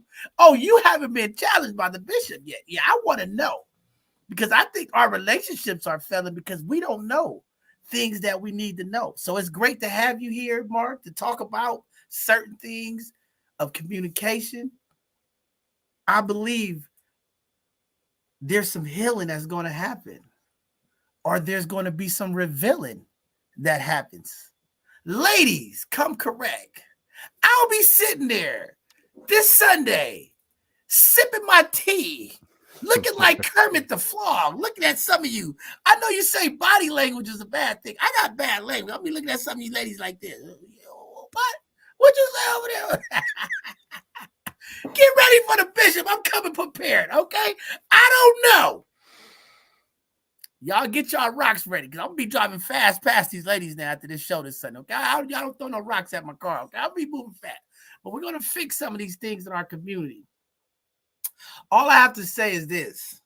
The power of communication could change the dynamics of relations. Ladies, be patient.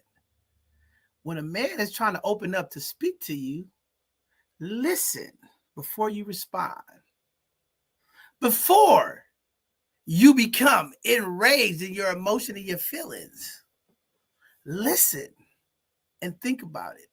See, a lot of men, I hear women say this all the time, Mark, and I'm sure you heard it. Guys, they don't want to speak up. They don't ever want to say nothing. They just be quiet. See, there's been a pattern over the years when men express themselves, they get shut down. And some of that shutdown is attitude. Sometimes it's a negative response. Sometimes we're called male chauvinists. We're called all these different things. So men just don't say nothing. So women want men to communicate, but they shut men down, right? I think we can have better communication if when you hear something that trigger you, or you hear something that you don't agree with, or if you hear something that rattles your cage, take a pause, think, process. Sometimes you might have to come back to it another day, then respond. Because you can fix things by listening and understanding. Men are from Mars and women are from Venus and all these other things that's all connected. I don't know. People don't like men from Mars. All I can say, there's a difference. So before you have your understanding, before you get caught into your rage and your emotions and your feelings, when you hear something that's triggering, or you hear that word or that thing that you say, oh, I can't believe he said it. Oh my God. Have a pause. Slow down your jaws. Have a pause. Slow down your jaws and have a pause, okay? Think about what you're saying and understand what's being said. Don't be so quick to respond. Listen, process, then respond. I'm going to try that this weekend with the ladies. Listen, process, then respond. But I already know women are going to get triggered. Men are going to get triggered. They just going to come off the mic and go crazy. Hey, Bishop, I want to comment. I see this Jazzy Angel comment. Sometimes men shut women down before they get an understanding as well. This is one of the things that keeps conflict up in conversations. And I see this happen so many times. Ladies, yes, we know men do things too. But if a man is taking the time to be vulnerable enough to share how they feel with you, and they're looking for a solution, if your first response is, well, you do it too, you've immediately disengaged any opportunity or willingness in the future for that man to want to come back to you and open. Because if the first thing I get is, well, the reason I did it because you did it too, then you're deflecting. And so you're being disingenuous and intellectually dishonest, and a man can't trust you to be intellectually honest, then we know we can't win emotionally. So we just choose not to have the fight at all. We shut down and stop coming to you. So Jazzy Angel is combative. She doesn't listen. That's her problem, Jazzy Angel. You are combative. You don't listen. Let me stop. No, I get it all the time. Again, this is just one of those knee-jerk reactions, but it's so natural because it's an emotional response. Because, oh, you're attacking me. Well, let me attack you back. And we have to, again, calm down, slow down enough to actually hear what's being said and not just responding to how you feel when it's being said. Jazzy Angel, get out of your feelings. Get into your bag. You lead with emotions. I don't know. Let me stop. The bishop's going crazy. Okay, but Mark, I have to say that because I'm glad you said that, because we got to set these ground rules. And I have to let the ladies know, because it's typically lady who says it. As soon as the man start talking, oh, man does this too. Men do. This is both sides of the conversation. Whatever a man says applies to a woman. Whatever a woman says applies to men and women, okay? We're going to break that ground rule in the beginning. Whatever said, apply to both. I don't need 1,000 times women on there. Men do that too. Men do that. It's the pettiness in women, because I never hear men say it. It's mostly women who say that. So, ladies, get out of your pettiness this weekend. Get out of your feelings. All the people that talk all this stuff about men that's scared, that's not going to be a panelist, and sit back and eat your popcorn, learn something, scream at the screen. I don't know. But this weekend, we will have a conversation for all you combative women, all of you masculine women, all of you women who think your power is up here. I don't know. I don't want to give it all away, but I'm just going to say, I'm looking forward. Y'all done got the bishop all worked up. I've been down. I've been under a rock. I've been trying to humble myself. I'm already getting. Thank you, Mark. You brought the bishop back this weekend, ladies. I'm coming for you, ladies. I don't care. Call me a chauvinist. I better stop. I better stop. Okay, my PR team is on me. Okay, I gotta stop. Community, they're gonna kick me off. Okay, I'm sorry. I won't say anything. I'll be the referee. Okay, ladies. I'll be nice, but I'm not giving you a soft landing. I'm going hard on you, ladies. We're gonna fix these problems in our community. We're gonna get some. Io, are you gonna let me stop? I'm not gonna do it this week. I'm sorry, community. The bishop had a relapse. See, I unlearned some behaviors and I don't know. I relearned. Maybe I unpacked some stuff. I don't know. I gotta get it fixed. But Brother Mark, You're unpacking. That's unpacking. That is a prime example of unpacking. I'm sorry, community. I'm unpacking too much. Okay, I'm sorry. Okay, I'm very emotional. Okay, let me know. Okay, but I just want to say this, Mark, because I know it's getting late. We got to get you out of here, brother. I appreciate you for taking the time to be brave. To have the opportunity to so eloquently, put together what we can do when it comes to conflict in relationships, because we have a problem in our community. And I don't call it gender wars. I just have a thing that I say, it just confused individuals. And I cannot really help people when they're confused. So I think Io brought it to the forefront of unlearning. I hope this weekend we can unlearn some stuff.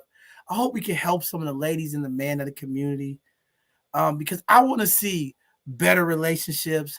I want to see people thriving. I want to see some of the things that we need.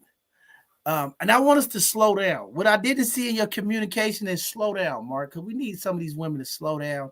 Everybody's rushing, and I hope in our community, when we look at success and what success look like, since we so quick to look at all of the other people in the world, take it easy, ladies. Slow down. Everything doesn't have to be rushed into a relationship. Everything has to be rushed into marriage. Everything has to be rushed in commitment. I think we need to rush into some of the things that Mark talked about, how to take I statements, how to be accountable. Let's rush into that. How to sit down and rush into having a real conversation about where you stand, where the person you with stand. I think that's what we need to rush.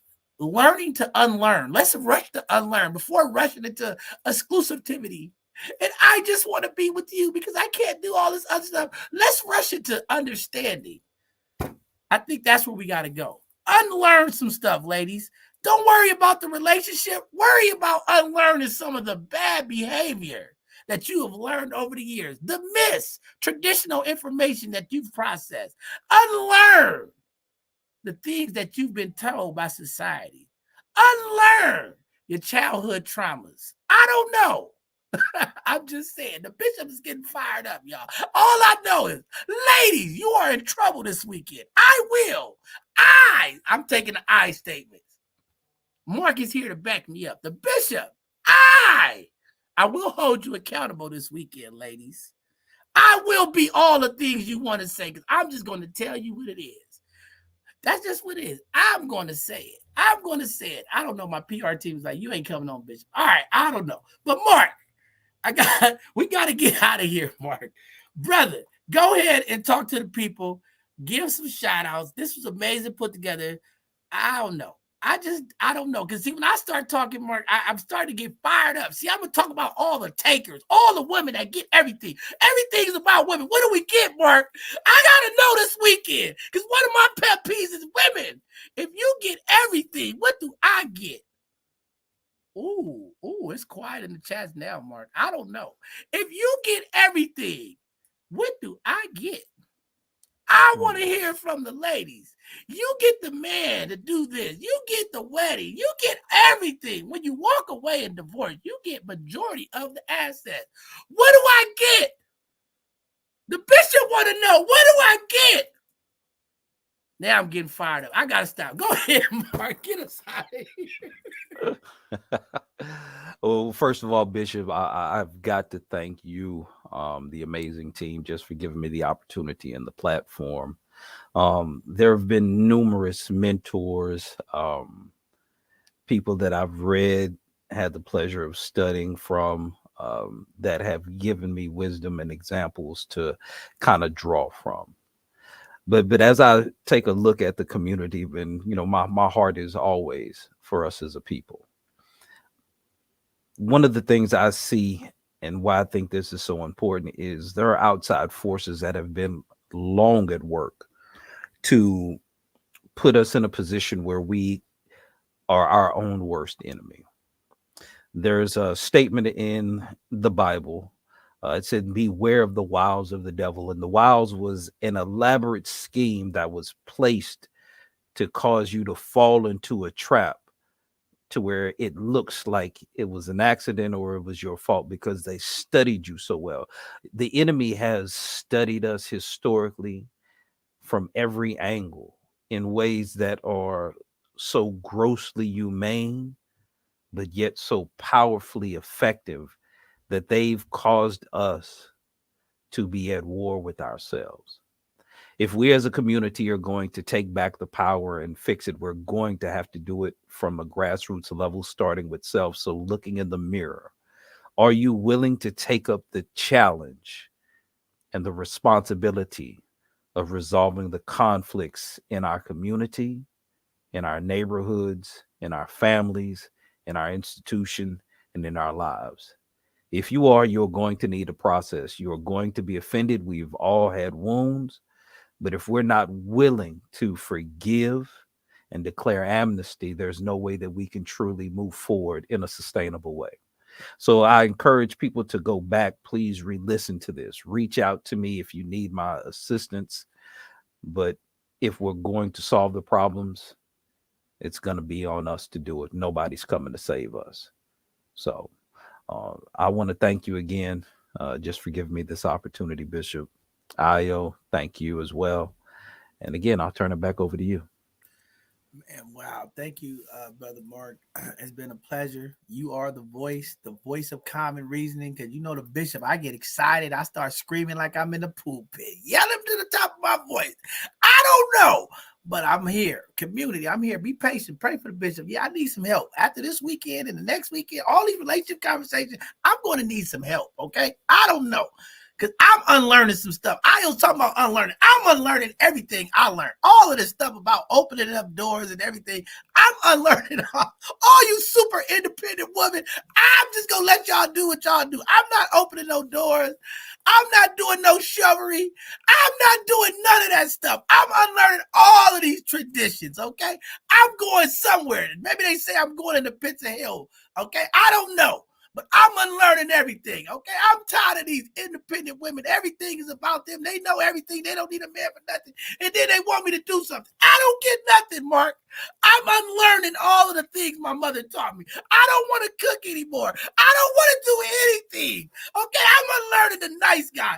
I don't know. The nice guy season coming last. I'm coming in last, okay, community? I'm changing. I'm unlearning, okay? After today, I am unlearning everything that I've been taught. I'm not being a nice guy anymore, okay? The good guy comes in last. I don't want to be in last anymore. I want to be in first.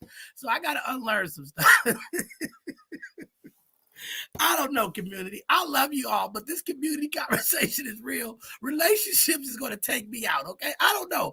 I'm starting to see rocks flying and I haven't even started driving, Mark. I'm starting to get nervous. I better be careful. They're going to come after the bishop after this one.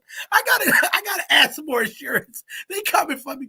I thought they was trying to get Kevin Samuels. After these relationship conversations, they might want to take the bishop out, okay? I'm going to change somebody. All right. Ayo, go ahead and talk to the people tonight, Ayo. What did you hear? What did you learn? How can the bishop learn? I'm unlearning everything. Talk to the people, Ayo. Well, first and foremost, thank you so much, Mark, for that informative slide. You know, it's not always easy to hear the hard truth, and especially when some of those truths hit close to home. But unlearning the hurt is what I kind of take from that, from past situations, what you try to do, what you try to pour in, you know, unlearning what we feel is traditional. What I take away from tonight is 6 steps. Get an understanding. Don't talk when you're angry. Learning to listen. Find the right time to have the conversation. Watching your body language. And choosing to tackle the problem as a team rather than attacking each other. So these are steps that I will implement and apply to my own unlearning and dealing with conflict and or open communication. Sometimes we always think that communication means that there is a conflict or an issue, but it could be just, you know, the way that you come off when you're having a bad day, or the way that you come off when you know you're overexcited, but you're not reading the room, that your partner's not in the mood or is not in a headspace to be able to receive your good news or your blissful attitude. So being able to have that type of connection and that kinetic energy with your partner to learn who they are, how to respond, not react, and to have that open forum of communication. So these are all things that I'm going to take, you know, take that hard pill of reality and swallow it, you know. Not everything that was said I agree with, but I try not to be combative. I just hear it and apply it where it's needed. So I thank you for all of your information tonight. And I am really looking forward to these conversations. I am. I saw somebody say, pray for the bishop. He's going to get double the dose this evening. Well, the great thing about it is it's able to tap into the inbred wisdom that we all have. And I think there's a lot of things that we forgot that we know that need to just be pulled out. So part of that unlearning and burning or unpacking, however we want to put it, is going to be what helps us get empowered to heal our community.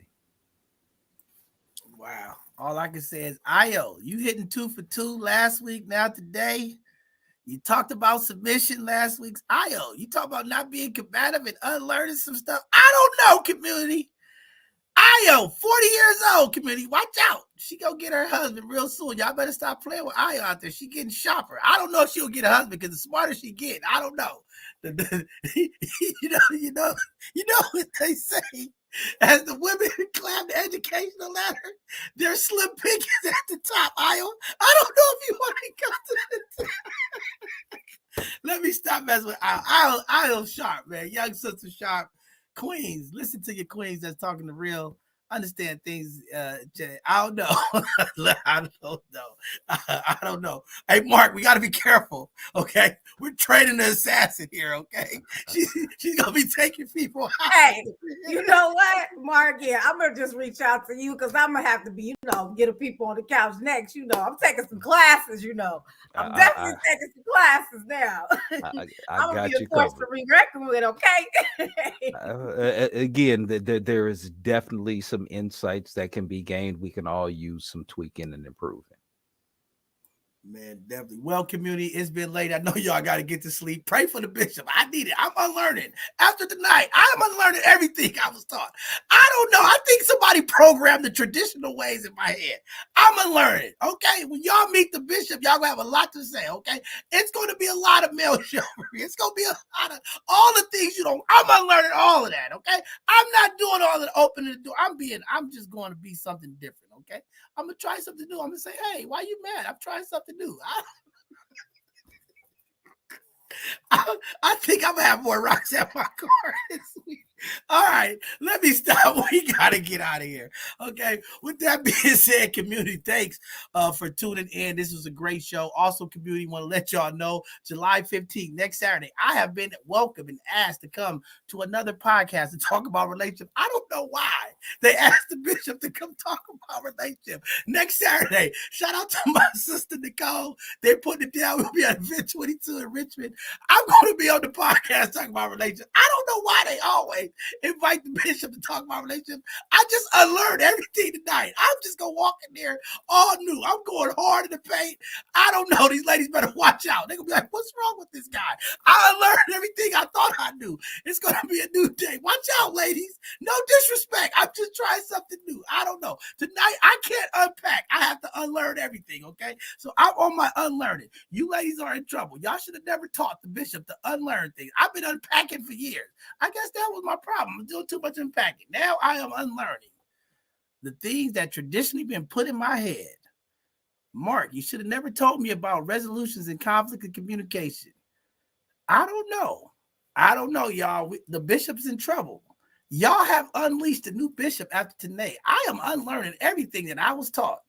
All of the traditions and all the traditional stuff. I'm not doing it anymore. No more flowers on the first day. I am done. I'm just done. It's over. Y'all in trouble now. Y'all done woke up a sleeping giant. All right. But with that being said, enough fun stuff. I needed this laugh. I've been sad all week. I need this laugh. Thank you, community, for letting me be who I am. Y'all know I'm a fool. But with that being said, we'll go ahead and get a benediction so we can get out of here because I got more calls. More things happen. Just got a call. More shootings in our community. Okay. Stuff is going on. We got a war going on in our city. I got to help. I got to fix it. Okay. So I got work to do. But I got to get the benediction so we get out here. With that being said, community, thank you for tuning in. This has been one of those shows that we just really appreciate. We have Brother Mark, the voice, come here and talk about communication, how to conflict resolve in your relationship. Sometimes, if you learn how to communicate, there won't be problems. And sometimes, if you over communicate and you don't have somebody to communicate with you, that could cause a problem. But tonight, you learned something. You took away some tools, some information that you might need. Somebody tonight might be going through it. You might have a partner who you can't communicate with. You might not understand. Maybe you're the one that's being combative, over speaking, not listening. You got some jewels today. You got some tools to be effective. Anything in communication, you have to be effective in it. You have to learn and be patient. I don't know. Relationships is a challenge. It is work. It is not easy. In our heads, we think the perfect person is just going to drop out the sky. No, the perfect person is the person that you equip with information, tools. Man, you need to develop the women that you with. Ladies, you are multipliers. Make sure that you are multiplying everything. Too many women are talking about what they can't do, what they won't do, this type of do. Sometimes you have to embrace your power of being a multiplier. Any woman should be able to multiply anything that they're involved with because that's what you do. Man, you should be able to develop the woman that you are with to the perfect woman that you want. It all is work. The baseline is communication. Do we talk at each other or do we talk together? Do we listen? Do we understand? Do we have the willpower to make sure that we take accountability and say how we feel in I statements? I heard it all tonight. I don't know. Traditions and traditional. Western civilization. I don't know. Something is going to happen this weekend. Our conversation about relationship, pet peeves, things you don't like and won't deal with. I don't know. Is that something that needs to be unlearned? Maybe you have to be patient. Maybe the things you taught to make you put up this boundary or this red flag, maybe it is time to take it down and say, I got to think a little different. I don't know, but we'll figure it out. But the power is in communication. The power is in patience. The power is in reasoning and understanding that people think different. Some people process different. The challenge of the game is finding the person that you with. That's why connectivity is so important. That's why energies is so real. You have to be able to fill the room. As I'll say, you walk in, maybe your girl looking at you crazy. Maybe you didn't do nothing, but she's having some feelings, emotional feelings. You took too long to get home, and I feel alone. I don't know. Be patient tonight, kings. Be patient, queens. There's love right there in front of you. There's love right around the corner. If you take the tools, the jewels, the information, the sauce that Mark gave you tonight, maybe you need to book a consulting session. Maybe you need to hear another man's perspective. I don't know. Now, you can hear another man's perspective, but don't use it to lead your relationship, okay, ladies? It's there to give you information, tools. Only follow one man. Don't follow two, but listen. Sometimes you need the other sex to give you some information to deal with the situation you're in. Tonight, Mark has taught us all. There is possibilities. There is a way. We could get through everything if we just listen. Take accountability. Use I statements. Don't blame. I heard that multiple times. Don't blame. Too many times the ladies want to blame. Blame. It's your fault. You don't make enough money. You don't do this. Stop blaming. Be a multiplier.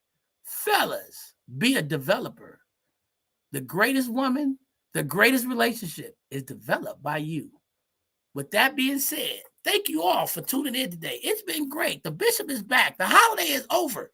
This Sunday, the fireworks, the real fireworks, those M80s will explode this weekend. The barrel bombs will go off. I don't know who's going to light the wick.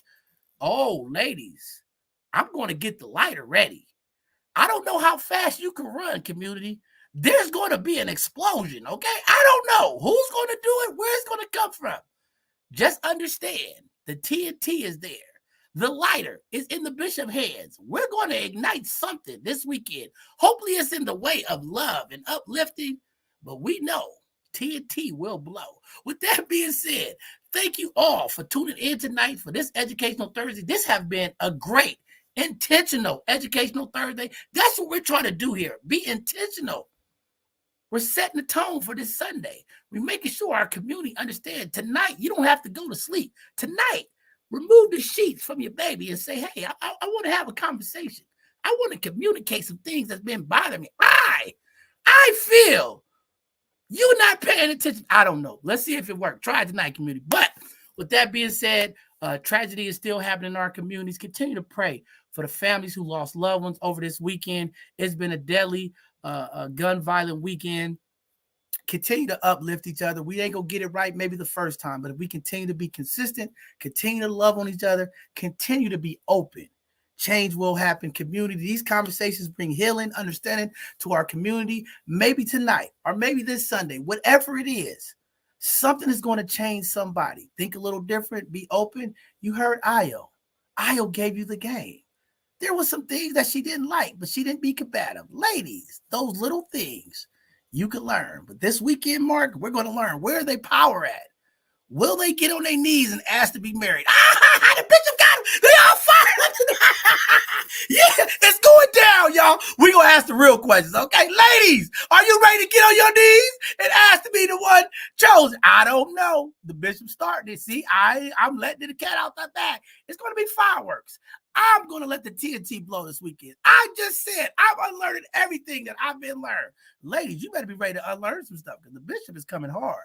He's coming direct. Please don't throw any more cards. No more rocks at my car. Let me drive by in peace, ladies, but I will invoke the conversation. There's a volcano. I keep telling y'all, I don't know. It might erupt this weekend. Tune in. Hope to see you all there. Have a great evening. Be safe out there, community. We love you. Thank you, community, for all the prayers. Continue to uplift me, my family, and all the families who have dealt with tragedy over this weekend. Have a blessed evening, everybody. We love you, and I will see you this Sunday. The bishop will be ready with the fireworks, with the TNT. I don't know when I'm going to light it, but get ready to run, community. It's going to be an explosion. All right. See y'all. Have a blessed evening. See you Sunday. Good night now, everybody. Good night, everybody.